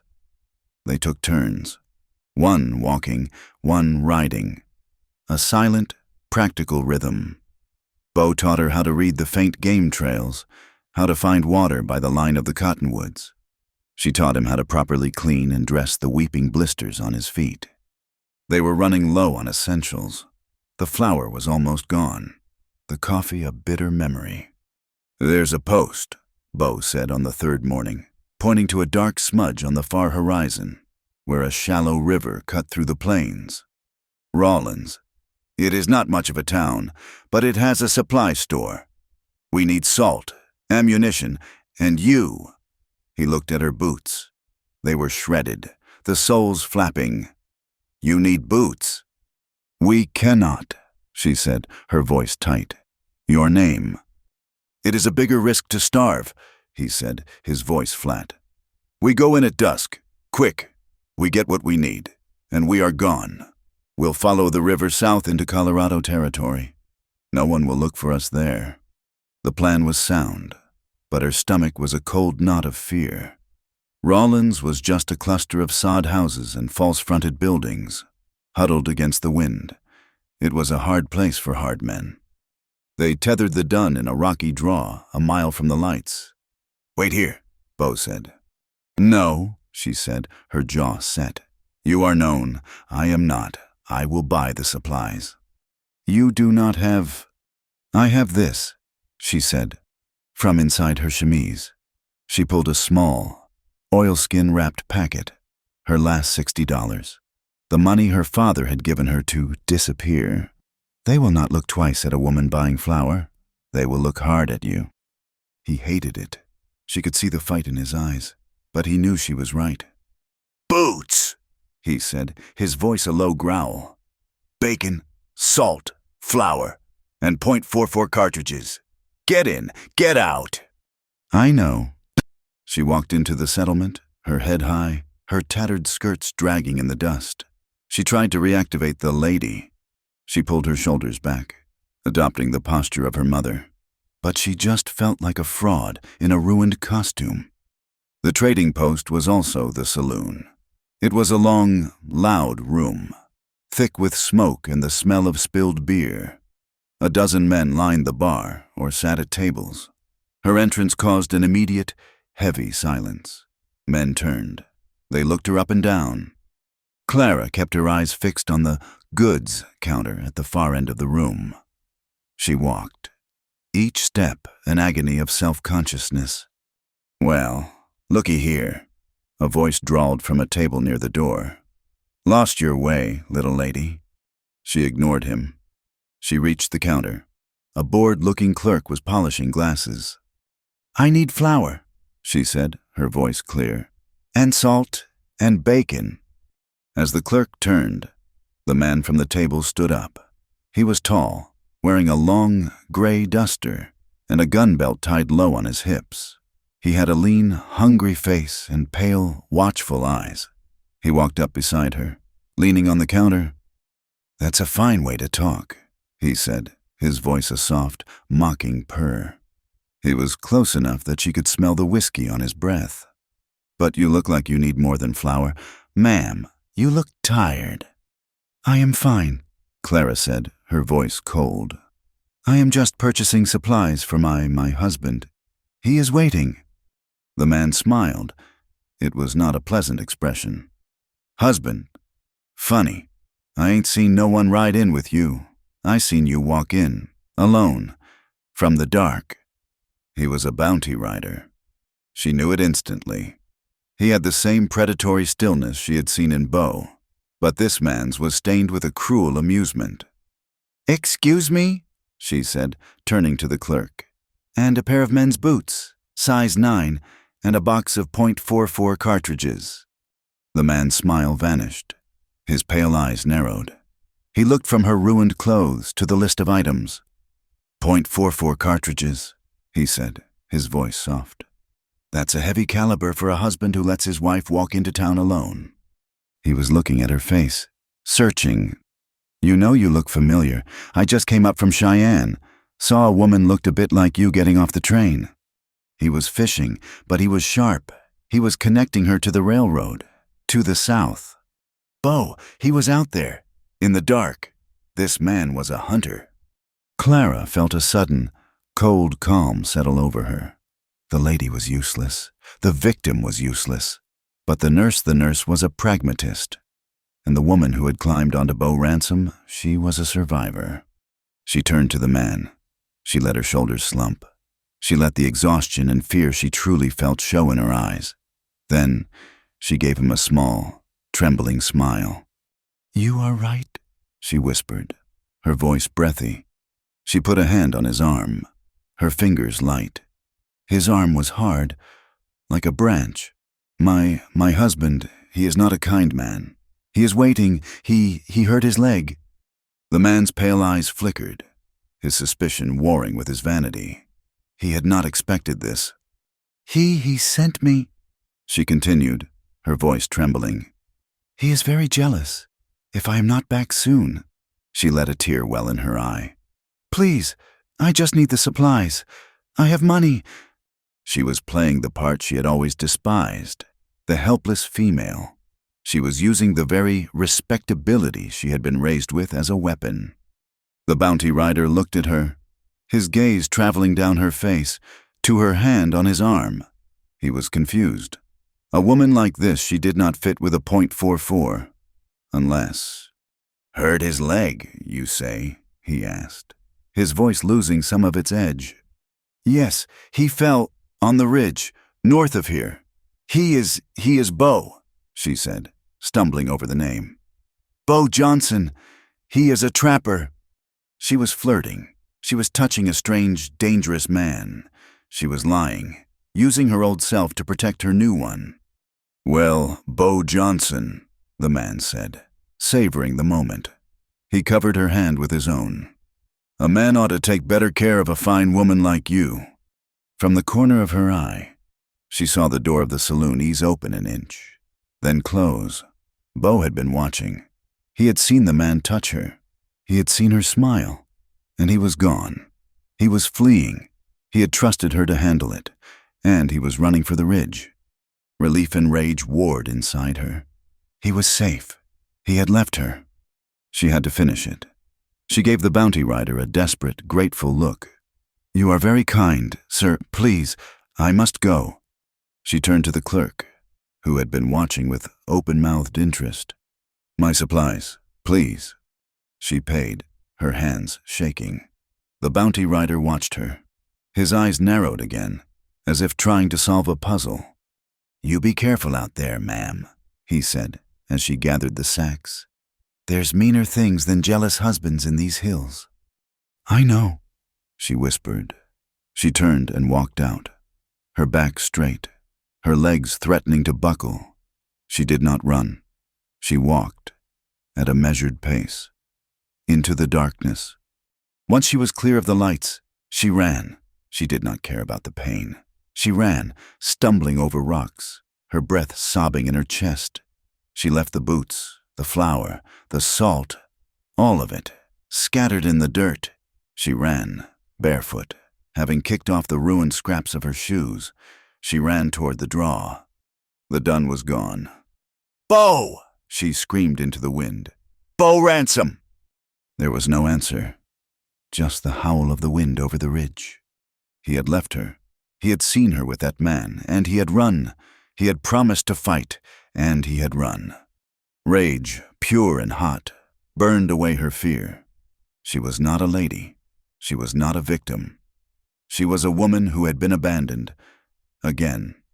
"Bo!" she screamed, her voice raw. She began to climb the ridge, her bare feet bleeding on the sharp shale, her satchel bumping against her back. "You coward! You left me!" She found him at the top, a dark silhouette against the paler, star-filled sky. He was standing next to the dun, his rifle in his hand. He was watching the lights of Rawlins. She stormed up to him, her chest heaving. "You left me!" He turned. His face was a mask of cold fury. "You touched him." "I what?" "You let him touch you," he growled. "You smiled at him. You... I distracted him." "You fool!" she shrieked. "He was a bounty rider. He was asking about .44s. He knew. I lied. I played the part. I saved you." "You did not need to." He could not say it. The thought of her, small and soft, smiling at that man, had driven him half mad with a possessive, territorial rage he did not understand. "I did what I had to do," she cried. "The same way I tended your horse, the same way I cleaned your wound. I did what was necessary, and you ran. You promised you would be the first." She was so furious, so full of betrayal and terror and a pain so deep she could not name it, that she just reacted. She swung her open hand and slapped him. The sound was sharp, shocking in the vast silence. He did not flinch, he just took it. His head turned slightly from the impact. He looked at her, his eyes dark, the fury in them extinguished, replaced by a raw, profound ache. He saw her, not the lady, not the flirt.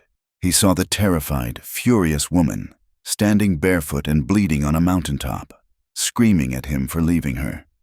Clara stood, her hands stinging, her body shaking from the violence of the act. The rage evaporated, leaving her hollow, terrified. She whispered. He dropped the rifle. In one swift movement, he closed the distance between them and pulled her into his arms. He did not just hug her, he crushed her against him, his arms a steel cage, holding her so tight she could not breathe. He buried his face in her hair, his whole body shuddering. He was holding her like she was the only solid thing in a world that was trying to tear him apart. She did not fight. She collapsed against him, her hands grabbing his shirt, her face pressed into his chest. She began to sob, the dry, ragged sobs of utter exhaustion and release. He just held her, his hand tangled in her hair, his other arm locked around her waist, anchoring her to him. They stood like that for a long time, two broken figures outlined against the stars, held together by nothing but the shared, desperate need not to be alone. They found a shallow cave, a hollow in the rocks, hidden by a stand of juniper. It was not a home, it was a hideout. Bo built a small, smokeless fire, a hunter's fire. Clara sat, her back against the rock, and tended to her feet. They were cut and bruised. She cleaned them with the last of her carbolic, her movements slow, detached. Bo watched her. He had not let her go. Not really. He sat so close their knees touched. When she finished, he took the tin of salve from her hand. He did not ask. He gently, so gently, took her foot in his rough, calloused hands. His touch was hesitant. He rubbed the salve into the cuts, his thumb moving in slow, careful circles. She watched him, her throat tight. He would not meet her eyes. He just focused on his task, his head bowed. That night, they lay down in the one bedroll. He pulled her against him, his arm possessive, wrapping around her waist. She lay with her back to his chest, his breath warm on her neck. She slept a deep, exhausted sleep. But in the middle of the night, she woke. The fire was embers. He was kissing her. It was not the desperate, angry kiss of their first night. It was slow, tentative. He was kissing her shoulder, her neck, the line of her jaw, as if he was learning her. She turned in his arms. She looked at him in the faint, red glow. His eyes were open, full of a desperate, quiet need. This time, when they came together, it was slow. It was a discovery. It was an acknowledgement. He kissed the pale, puckered scar on her hip, the one from her fall. He traced it with his finger, as if memorizing a map. She rose up and kissed the shiny, burned flesh on his shoulder, the mark of his own past, tasting the salt of his skin. It was not about forgetting. It was about seeing. They were two scarred, broken people, and in the darkness of the cave, they were finding the pieces of themselves in each other. In the morning, the awkwardness was gone, replaced by a new, quiet gravity. While Bo scouted the ridge, Clara took stock. She sat by the fire and pulled her satchel onto her lap. From the bottom, she drew the last relic of her old life, the corset. She looked at the rigid, whalebone cage. It was stiff, stained with mud and sweat. It was the armor of a woman she no underscore longer was. It was the symbol of the judgment that had cast her out. She thought of her father. She thought of the bounty rider's pale, assessing eyes. She thought of Beau's hands, so rough, yet so gentle on her feet. She took Beau's knife. He had left it for her, and she cut the laces. She pulled the rigid stays from their fabric tunnels, one by one. She fed them to the fire.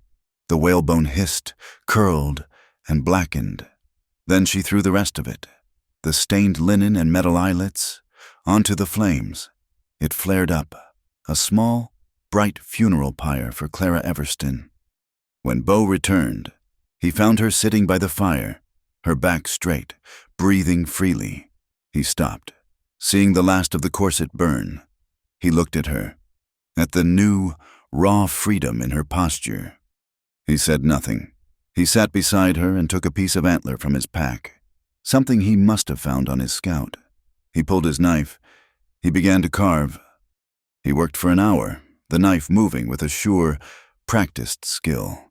He was carving a comb. He smoothed the tines, rounded the back. It was simple, rough, and beautiful. He sanded it smooth with a piece of sandstone. When he was finished, he held it out to her. She took it. The bone was still warm from his hands. She lifted it and drew it through her tangled hair. It moved smoothly. Without catching, it was a gift. It was practical. It was his. She looked at him, her eyes shining. "Colorado," she said. He nodded. He had been thinking the same. South, where no one knows the name Ransom or Everston. They made their plan. They would travel by night, follow the line of the river south. They would be ghosts. They were packing the dun, ready to leave as dusk fell. When Beau froze, he had been tying the bedroll. He stood up, his hand dropping to his gun. "What?" Clara whispered. "Riders," he said, his voice a low, deadly flat line. "5, coming up the draw." Clara's heart stopped. She looked. She could see them, dark shapes against the setting sun. They were not moving fast. They were tracking. The bounty rider. "Into the cave." Beau snapped. "Take the rifle. Stay back." "Beau, no, we can run." "No, they have us. This is it." He pulled his revolver. "Check the load." "Do as I say, Clara." But she did not move. The riders were closer. She could see them now. The bounty rider from the saloon was in the lead. Beside him, a man in a black coat and hat, a preacher, and behind them, a man with a sheriff's badge and 2 ranchers, their rifles across their saddles. They stopped 30 yards from the cave. "Beau Ransom," the sheriff called out, his voice heavy. "I have a warrant for your arrest, issued by the circuit judge, for the murder of John and Elias Harris." "He drew first," Beau yelled back from the mouth of the cave. "And his father was a thief." "That is for the judge to decide," the preacher cried out, his voice high and thin. "Vengeance is mine, saith the Lord. You will answer for spilling the blood of my brother." It was the preacher's brother, not his father. "Come out, Ransom," the sheriff said, "or we burn you out." Beau raised his revolver. Clara looked at him. His face was calm, resigned. He was ready to die. He was not going to hang. "No," Clara whispered. "Clara, get back." "No." She grabbed her satchel. She stepped out of the cave. "Clara!" Beau roared, grabbing for her, but she was too fast. She walked out into the open, her head high, her hands empty. She was wearing her stained, torn skirt, her simple chemise. Her hair was held back by the antler comb. She looked like a wild thing. The 5 men stared, their rifles lifted. "Hold your fire," the sheriff yelled. "Get back, woman," the bounty rider snarled. "This ain't your business." Clara walked until she was halfway between them and the cave. "This is all my business," she said, her voice clear and carrying in the cold air. She was not the lady. She was not the flirt. She was something new. She looked at the preacher. You speak of justice. You speak of the Lord. What justice did your brother offer Silas ransom, a boy of 17, hanged for a horse he did not steal, on land your family stole with a railroad deed? The preacher's face went white. Lies. Is it? She countered, her voice sharp as steel. And you, she said, turning to the two ranchers. You side with them? With the railroad? With the men who use paper and law to steal the land you break your backs on? How long until they come for your land? How long until they condemn your son for standing in their way? One of the ranchers flinched, his rifle lowering an inch. He looked at the sheriff. Ma'am, that is not, the sheriff began. And you, sheriff, she cut him off. You serve a warrant, but where is the proof? You have this man's word? She pointed at the bounty rider. A man who hunts men for money, and his... She pointed at the preacher. A man blind with his own grief? Or do you have the proof of the railroad, a company that bought the judge who signed that paper? She took a step closer. Bo had moved to the mouth of the cave, his gun still raised, his face a mask of disbelief. I am a nurse, Clara said, her voice dropping, but still clear. I have tended dying men. I know the look of a murderer. This, she pointed at Bo, is not it. This is a man who lost his brother. And I am a woman who lost her child. We were condemned by proud, righteous men just like you. She looked at the preacher. You condemn this man for taking a life. But what have you ever done to save one? What justice is there for people like us? The ones who are cast out? The ones with no one to fight for us? The silence was absolute. The bounty rider's face was a mask of cold fury. She's addled. Sheriff, take him. But the sheriff did not move. He was looking at Clara. He was looking at the ranchers, who were now looking at each other, their rifles pointed at the ground. The preacher faltered. But my brother, the law in these parts, preacher, the sheriff said, his voice weary, is a long way from God. I see a man protecting his home. I see you, on his land, with guns. I do not see a murderer. I see a feud. What? The bounty rider sputtered. The warrant. Your warrant ain't worth the paper it's on out here, son, the sheriff said, not without proof. And I am not starting a war and losing good men over a railroad dispute. He looked at Bo. Ransom, you stay clear of my territory. You ride south. You do not come back. Do you hear me? Bo gave a single sharp nod. But my $500, the bounty rider yelled. The sheriff spat in the dust. Go ask the railroad for it. He turned his horse. Let's go, boys.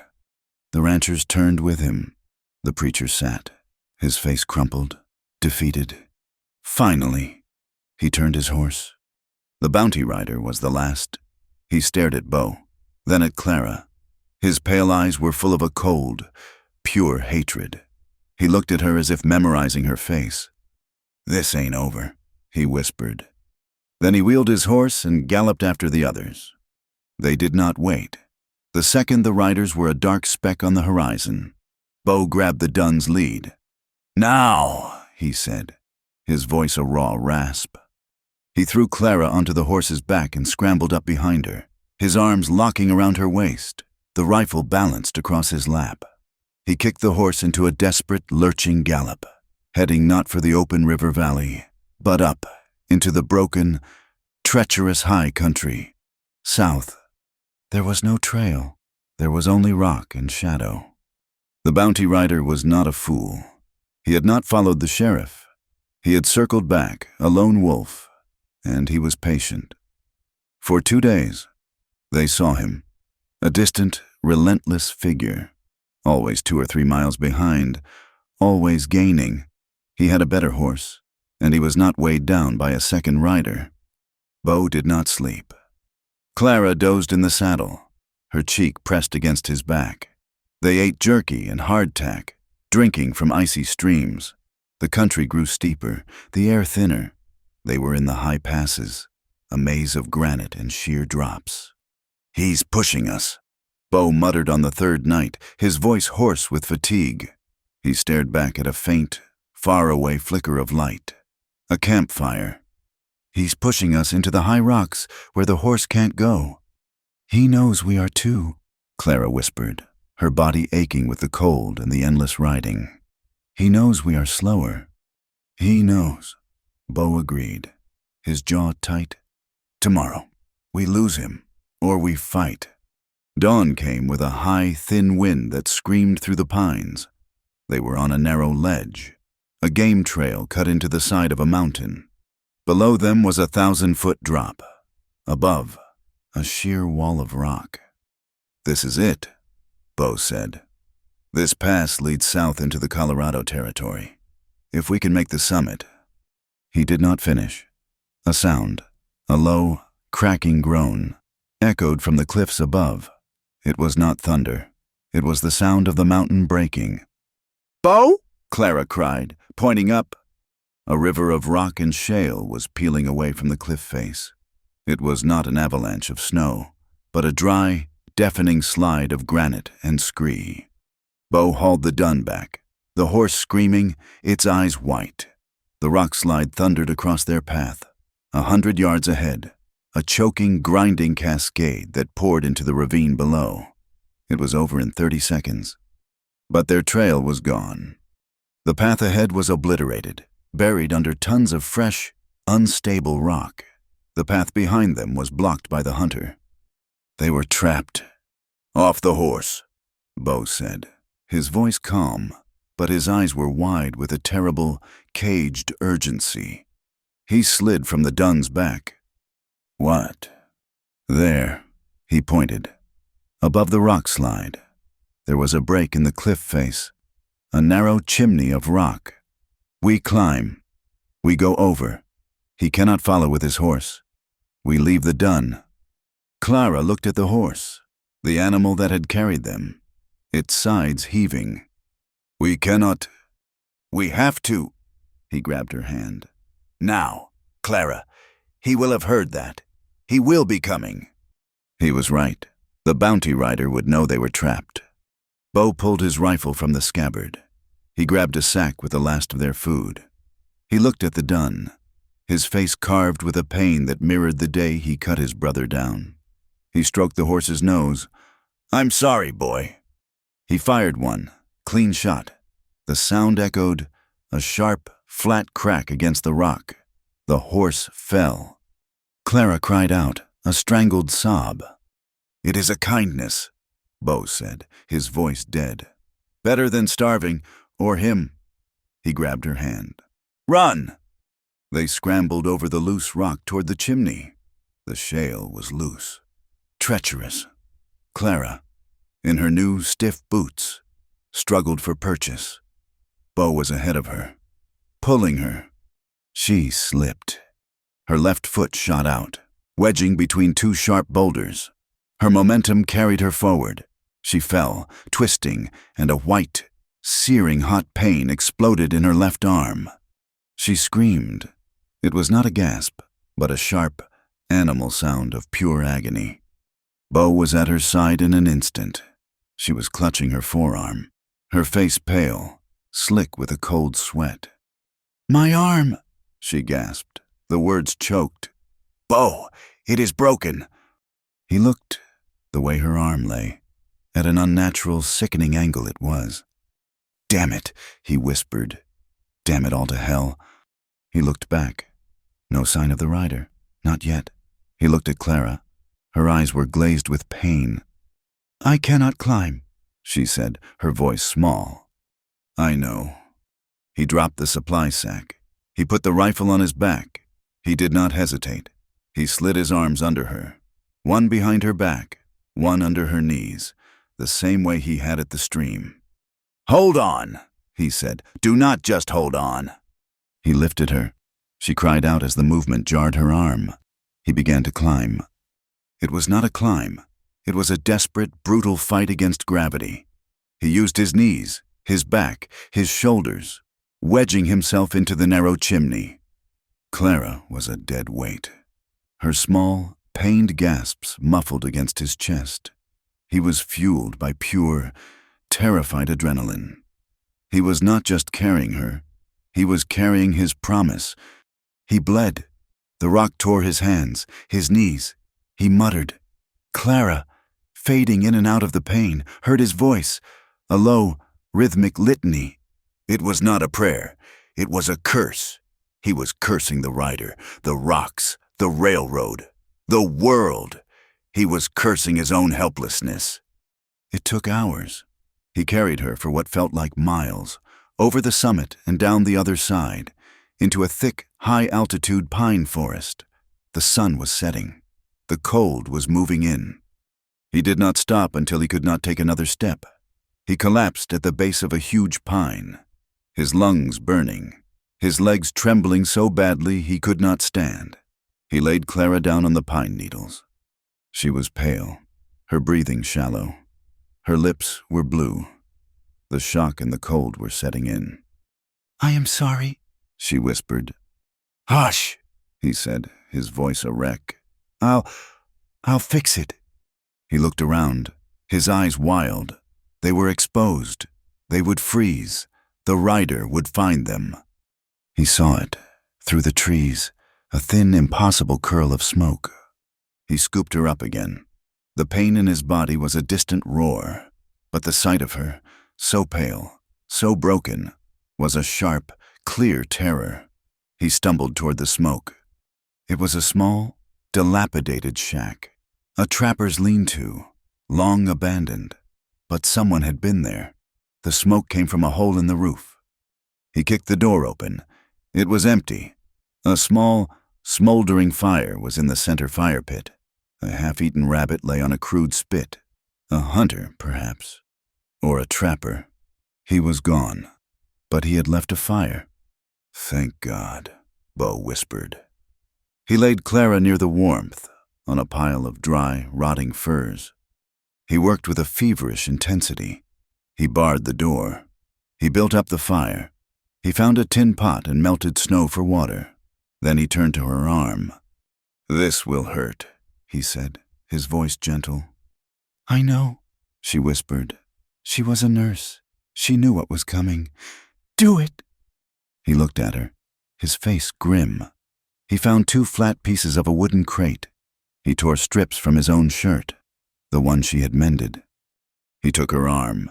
He did not ask. He just pulled. She did not scream. She passed out. He set the bone, his hands surprisingly steady. He splinted it, binding it tightly, his movements as practiced as hers had been on his horse. When he was done, he was shaking, slick with his own sweat. He covered her with the furs. He sat by the fire, his revolver in his lap, and he waited.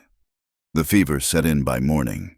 Her body, broken and exhausted, gave way. She began to burn. For 3 days, Clara was lost. She was not in the shack. She was in Mississippi. She was in the attic room, the air thick and hot. She was walking in the ruined garden of the Everston plantation. The smell of magnolias thick and cloying, rotten. "Father, do not," she muttered, twisting in the furs. "Please, he is just a child." Bo sat beside her, a wet rag in his hand. He bathed her face, her neck. He forced sips of water between her cracked lips. He had found the hunter's stash of dried meat and jerked venison, and he made a thin, hot broth, which he spooned into her. He did not sleep. He sat and watched her fight.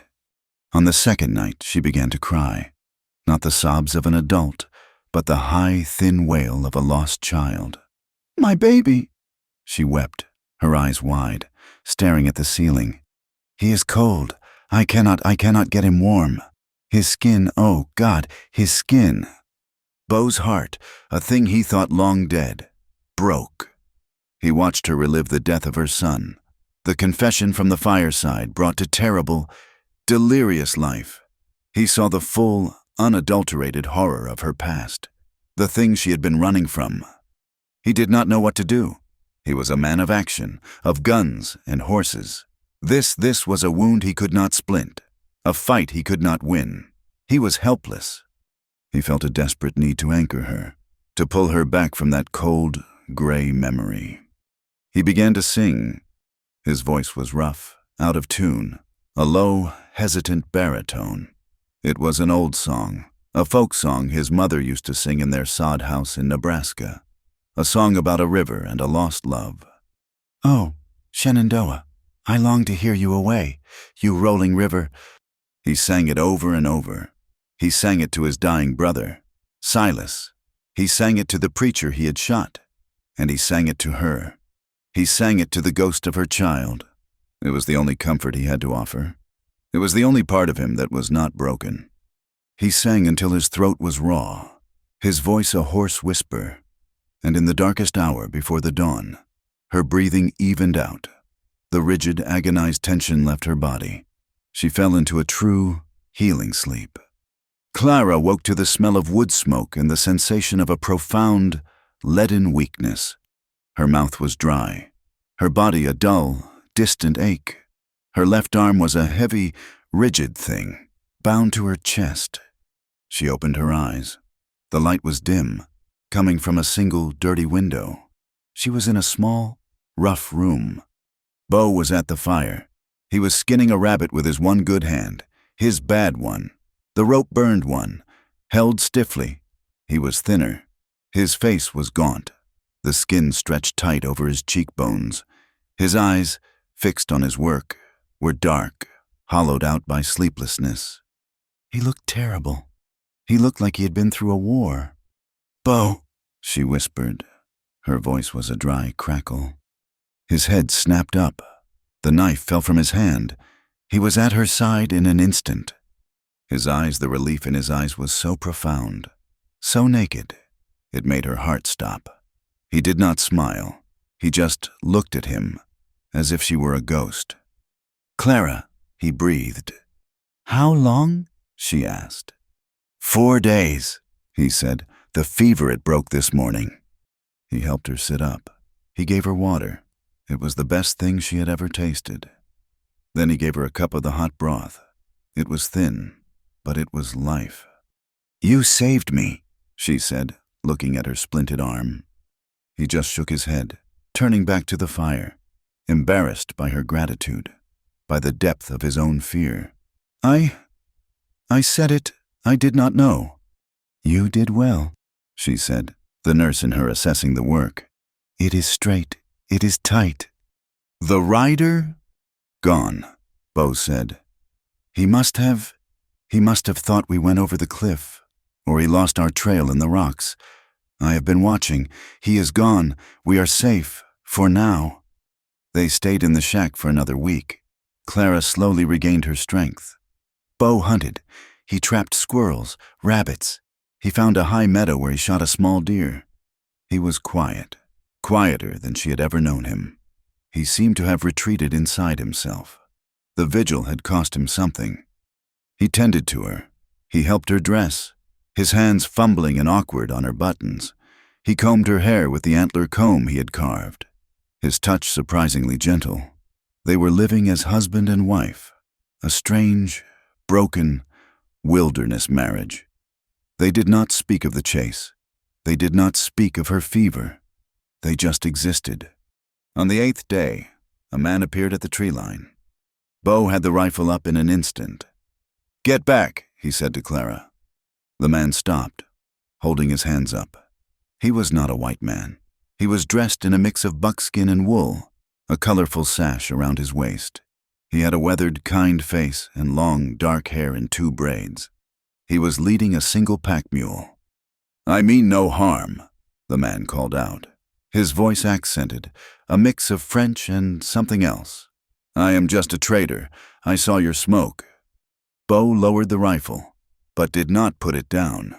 "What do you want?" "To trade. Maybe. I have tobacco, blankets. I am heading to Denver." The man, who called himself Joseph Tellier, was a Métis trader, a man of the in-between spaces, welcome in teepees and trading posts alike. He came forward, his eyes sharp, taking in Bo's wary stance, and Clara, sitting on the stoop, her arm in the splint. His eyes stopped on Clara. He stared. A slow look of recognition dawned on his face. "Mon Dieu," he whispered. He looked from her face, to her dark hair, to the way she held her head. "It is you, but it cannot be." I do not know you," Clara said. "No, mademoiselle, you would not, but I know your family. I traded furs with your uncle in St. Louis before the war, and I saw you once on the train in Cheyenne. You were une grande dame, a great lady." Clara's blood ran cold. This ghost, this phantom from her past. "You are Clara Everston," the trader said. Beau tensed, his hand moving to his revolver. "It is all right," the trader said, holding up his hand. I am not the law. But this is a miracle. Your uncle, Silas, not your father's brother, he has been searching for you." "My uncle Silas?" Clara whispered. He is in Mississippi." "No, mademoiselle, he is in Denver. He came west, looking for you. He heard what your father did. He has broken with that family. He is a rich man now. Silver. He has land. He has a name, and he is offering them to you. He wants to make you his heir. He wants to give you back your life." The words fell into the silence. A way back, a name, land, respectability, everything she had lost. An uncle who did not condemn her. The trader looked at her, his face full of pity. "He is at the Brown Palace Hotel in Denver. He asks anyone he meets, 'Have you seen my niece?' She has dark hair and sad eyes." Clara could not breathe. Denver. It was south. It was where they were going. The trader stayed for an hour. He gave them coffee, real coffee, and sugar. He would not take money, just a small bit of the jerky Beau had made. When he left, he touched his hat to Clara. "He is a good man, your uncle. Do not let pride keep you from him." He disappeared into the trees. Clara and Beau were left alone, the silence of the high country rushing in, heavier than before. The news sat between them, a tangible, heavy thing, a choice. For 2 days, neither of them spoke of it. They prepared to leave. Beau fashioned a new, better sling for her arm. She was stronger now. She could walk. But the silence was brittle. Beau was distant again, his eyes hooded. He was the man she had first met in the tent, the man with the ghost behind his eyes. On the last night, they stood on a cliff edge, overlooking a vast, dark river valley. The mountains of the Colorado Territory were a jagged promise to the south. "Denver is that way," Clara said quietly. "I know," Beau said. She waited. He said nothing. He just stared into the darkness. "Beau," she said, her voice shaking. "What is it?" He finally turned to her. His face, in the faint moonlight, was a mask of old, settled pain. "He can give you a name," Beau said, his voice flat. "He can give you land, a house. He can make you a lady again." "Beau." "I can give you nothing," he said, his voice rough. "I have no name. I have no home. I have a bounty on my head. This," he gestured to the wild, dark valley. "This is all I have, running, hiding, being cold." "That is not—" "It is," he interrupted. You are what you were. You are a lady, Clara. You were raised to be. You should not be sleeping in dirt. You should not be tended by me." She finally understood. He was not pushing her away. He was letting her go. He was giving her the choice he thought she deserved. He was setting her free, even if it killed him. "You should go to him," Beau said, his voice so low she could barely hear it. "You should take your name back. It is a good name." He stepped back, putting distance between them. I will go west, into the basin. They will not find me. You tell him I died in the rock slide. It is better that way." He was going to leave. He was going to walk away, to save her from himself. The man who had promised to be the first to fight for her, his way of fighting was to leave her. Tears streamed down her face, hot and angry. "That girl," she whispered. her voice trembling with a fierce, cold rage. "That lady, you saw her. You heard her. You sat with me while I dreamed of her." She was a ghost. She was a lie, locked in an attic.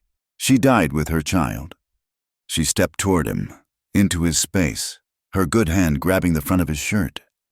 "That girl is gone," she said, her voice raw. "She fell off a horse. She was burned up in a fever. She died. But I did not. You." She looked up at him, her eyes searching his, begging him to see. "You did not run," she whispered. "When I was a ghost, when I was screaming and lost, you did not leave. You stayed. You sang to me." He looked at her, his own eyes shining, the mask cracking. "That girl's gone," Clara whispered again, her hand tightening on his shirt. "But you stayed, so I will too." His words settled over her, a heavier, warmer weight than any blanket. "So I will too." The journey to Denver was not a flight. It was a decision. They walked out of the high passes, and for the first time they were not looking over their shoulders. The bounty hunter was gone, swallowed by the rock slide or his own failure. The sheriff was a memory. They were just two people, a man and a woman, walking south. Denver was a shock. After the vast, aching silence of the high country, the city was a roaring, muddy, chaotic assault. It was a city of new, raw brick, false-fronted stores, and telegraph wires humming with invisible energy. It smelled of coal smoke, manure, and money. Men in fine wool suits hurried past men in filthy buckskins. Women, corseted and hatted, picked their way across plank sidewalks, their faces averted from the grit and the noise. Bo was a caged animal. He had not been in a city this large in 10 years. He stood by their tethered mules, his hand never leaving the grip of his revolver, his eyes scanning every roofline, every dark alley. He looked at the men in their starched collars with a flat, cold suspicion. "I will wait," he said, his voice a low growl, meant only for her. "No," Clara said. "You will not. You will come with me." "Clara, this ain't my place." She looked at him. Her arm was in a clean sling he had fashioned from a deer hide. Her hair was held back by his antler comb. Her face was tanned by the wind. "It is not my place either, not anymore. But you are. You will stand with me." He saw the iron in her. He nodded. The Brown Palace Hotel was an absurd monument of red stone and polished brass. It was a fortress of respectability. When they walked in, the lobby went silent. The clerk behind the desk, a pale man with a waxed mustache, looked at them as if they were livestock that had wandered in from the street. He looked at Beau's gun, at Clara's splint, at her rough-spun skirt and his dusty, worn clothes. "May I help you?" he asked, his voice dripping with disdain. "I am here to see Silas Everston," Clara said, her voice clear and strong. It was the voice of the woman who had faced down the posse. The clerk's demeanor changed instantly. "Mr. Everston, of course. Madam, he is in the suite." Silas Everston was nothing like her father, where her father was rigid, cold, and brittle with pride. Silas was a big man, slightly stooped, with kind, weary eyes and a face softened by grief. He had been a younger brother, overshadowed and dismissed, until he came west and found a mountain of silver. He opened the door to his suite, and he froze. He stared at Clara, his eyes wide. "Clara?" he whispered. He said her name like a prayer. "My God, it is you!" He rushed forward and pulled her into his arms, crushing her in a desperate hug. Mindful of her splint, he was weeping. "I found you. I have been searching for 2 years. I heard what your father did. I told him he was a fool, a godless, proud fool. I have been moving heaven and earth." He held her at arm's length, his gaze falling on her splint, her scarred hands, her rough clothes, his face crumpled. "Oh, child, what have they done to you? What has this wilderness done?" He seemed to see Beau for the first time, a tall, silent, armed shadow by the door. His eyes narrowed. "And who is this?" "This is Bo Ransom," Clara said simply. He saved my life." Silas looked Bo up and down, a complicated mix of gratitude and deep, ingrained suspicion. He saw a gunman, a rough, unlettered man of the wild. He nodded curtly. "Mr. Ransom, my family is in your debt." He ushered Clara to a plush, velvet sofa. He ordered coffee, food. He fussed over her, his hands fluttering. "You are safe now. Clara, that is all that matters. You are home." He sat across from her. "I have it all. I have broken from them. From Mississippi. That life, it is ash. I have a new life here. A good life. And I want to give it to you." He gestured to a large mahogany desk. On it were papers, tied with ribbon.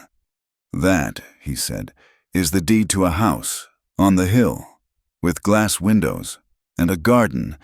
And this," he tapped a bank ledger, "this is a dowry, more than a dowry. It is a fortune. It is your name, your respectability.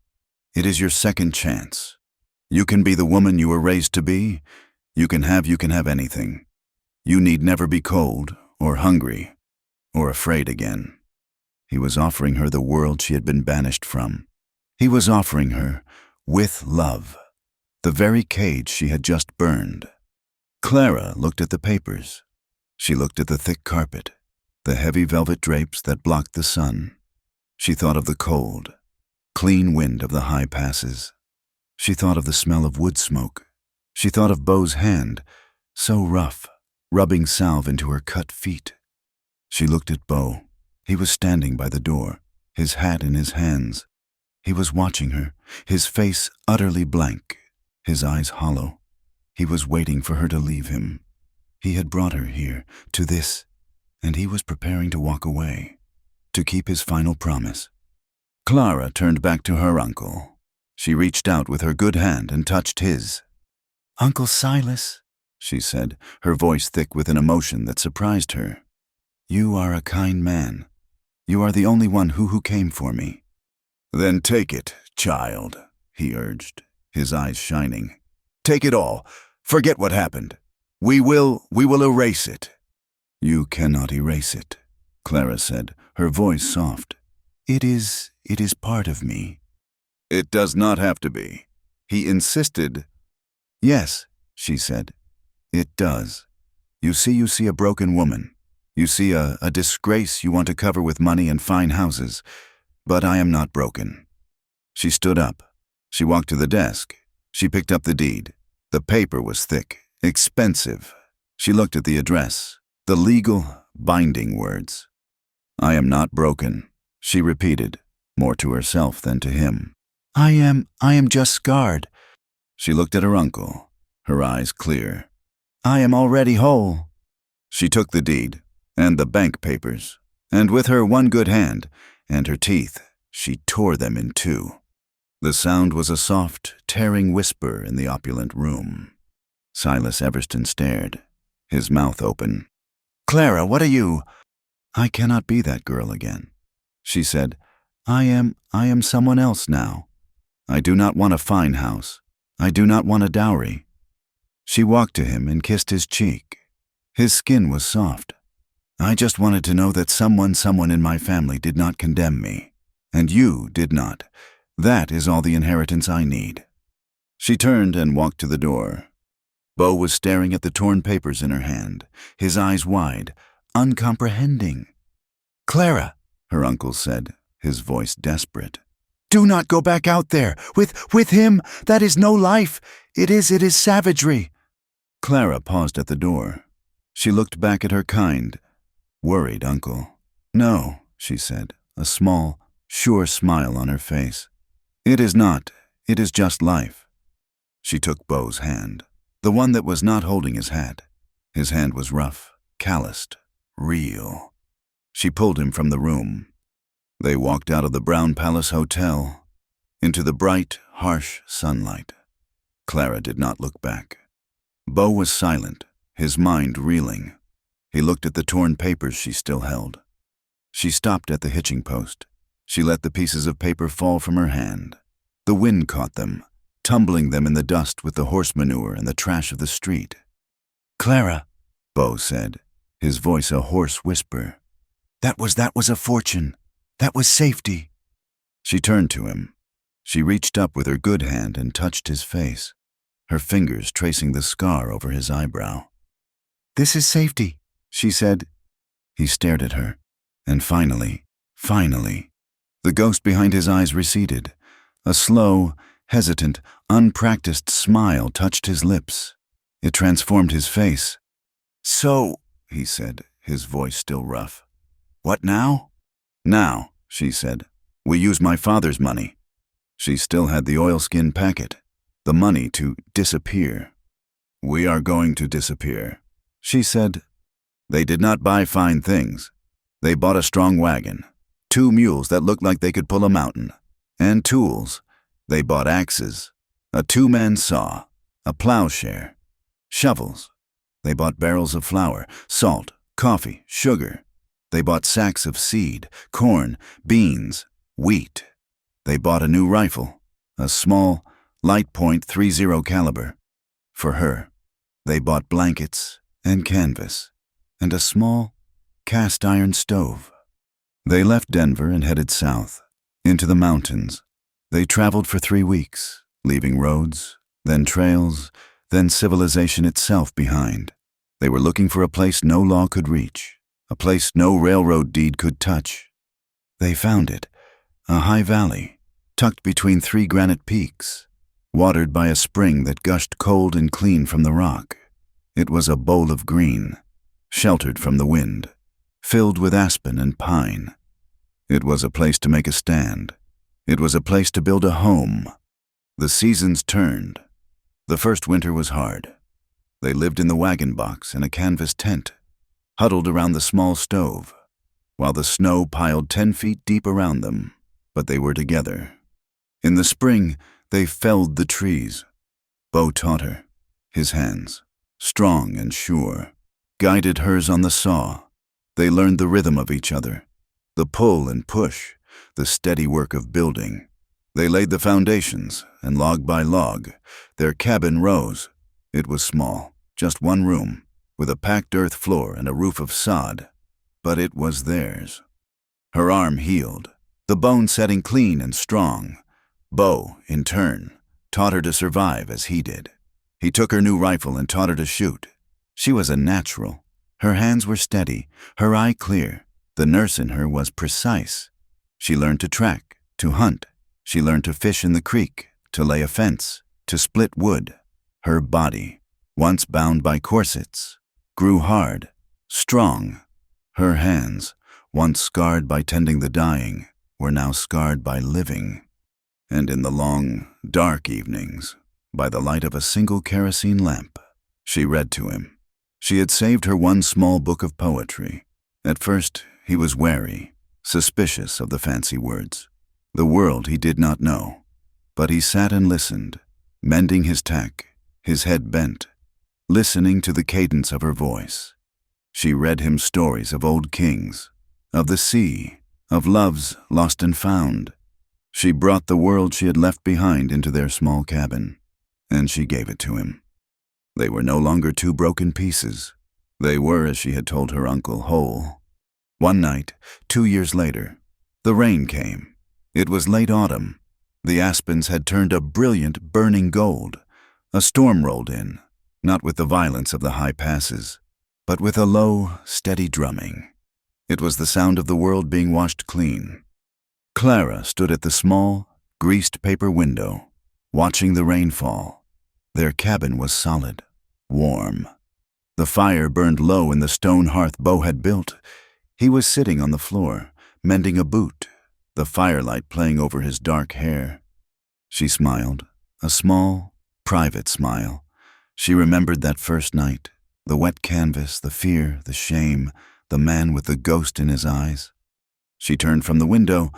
He looked up, his hands still. She walked over to him.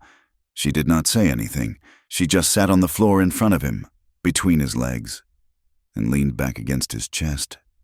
He put the boot aside. His arms came around her, pulling her close.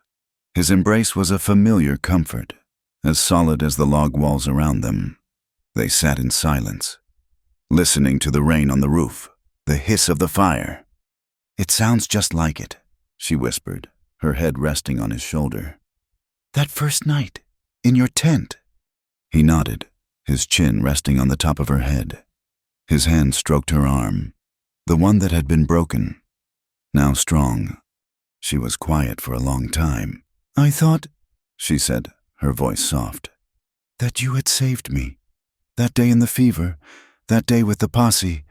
But I was wrong about how—" She twisted, turning in his lap to face him. She cupped his rough, bearded face in her hands. His gray eyes were clear. The ghosts were gone. "You saved me, Bo," she whispered. not by pulling me out of the dark, but by letting me sit beside you in it." He looked at her, his heart in his eyes. He leaned in and kissed her. It was not the desperate, hungry kiss of their flight, nor the hesitant kiss of their healing. It was the kiss of a man who was home. It was slow and deep and sure. They were scarred. They were older, but they were, finally, free. As the thunder rolled, a distant, gentle drum in the high valley, the fire burned low. Outside their cabin, the mountains watched over them, quiet and wild and constant, just like they were. Thank you for listening to our story. We would love to connect with you, so please comment with where you are listening from. Be sure to subscribe to the From Wild West channel and share your thoughts.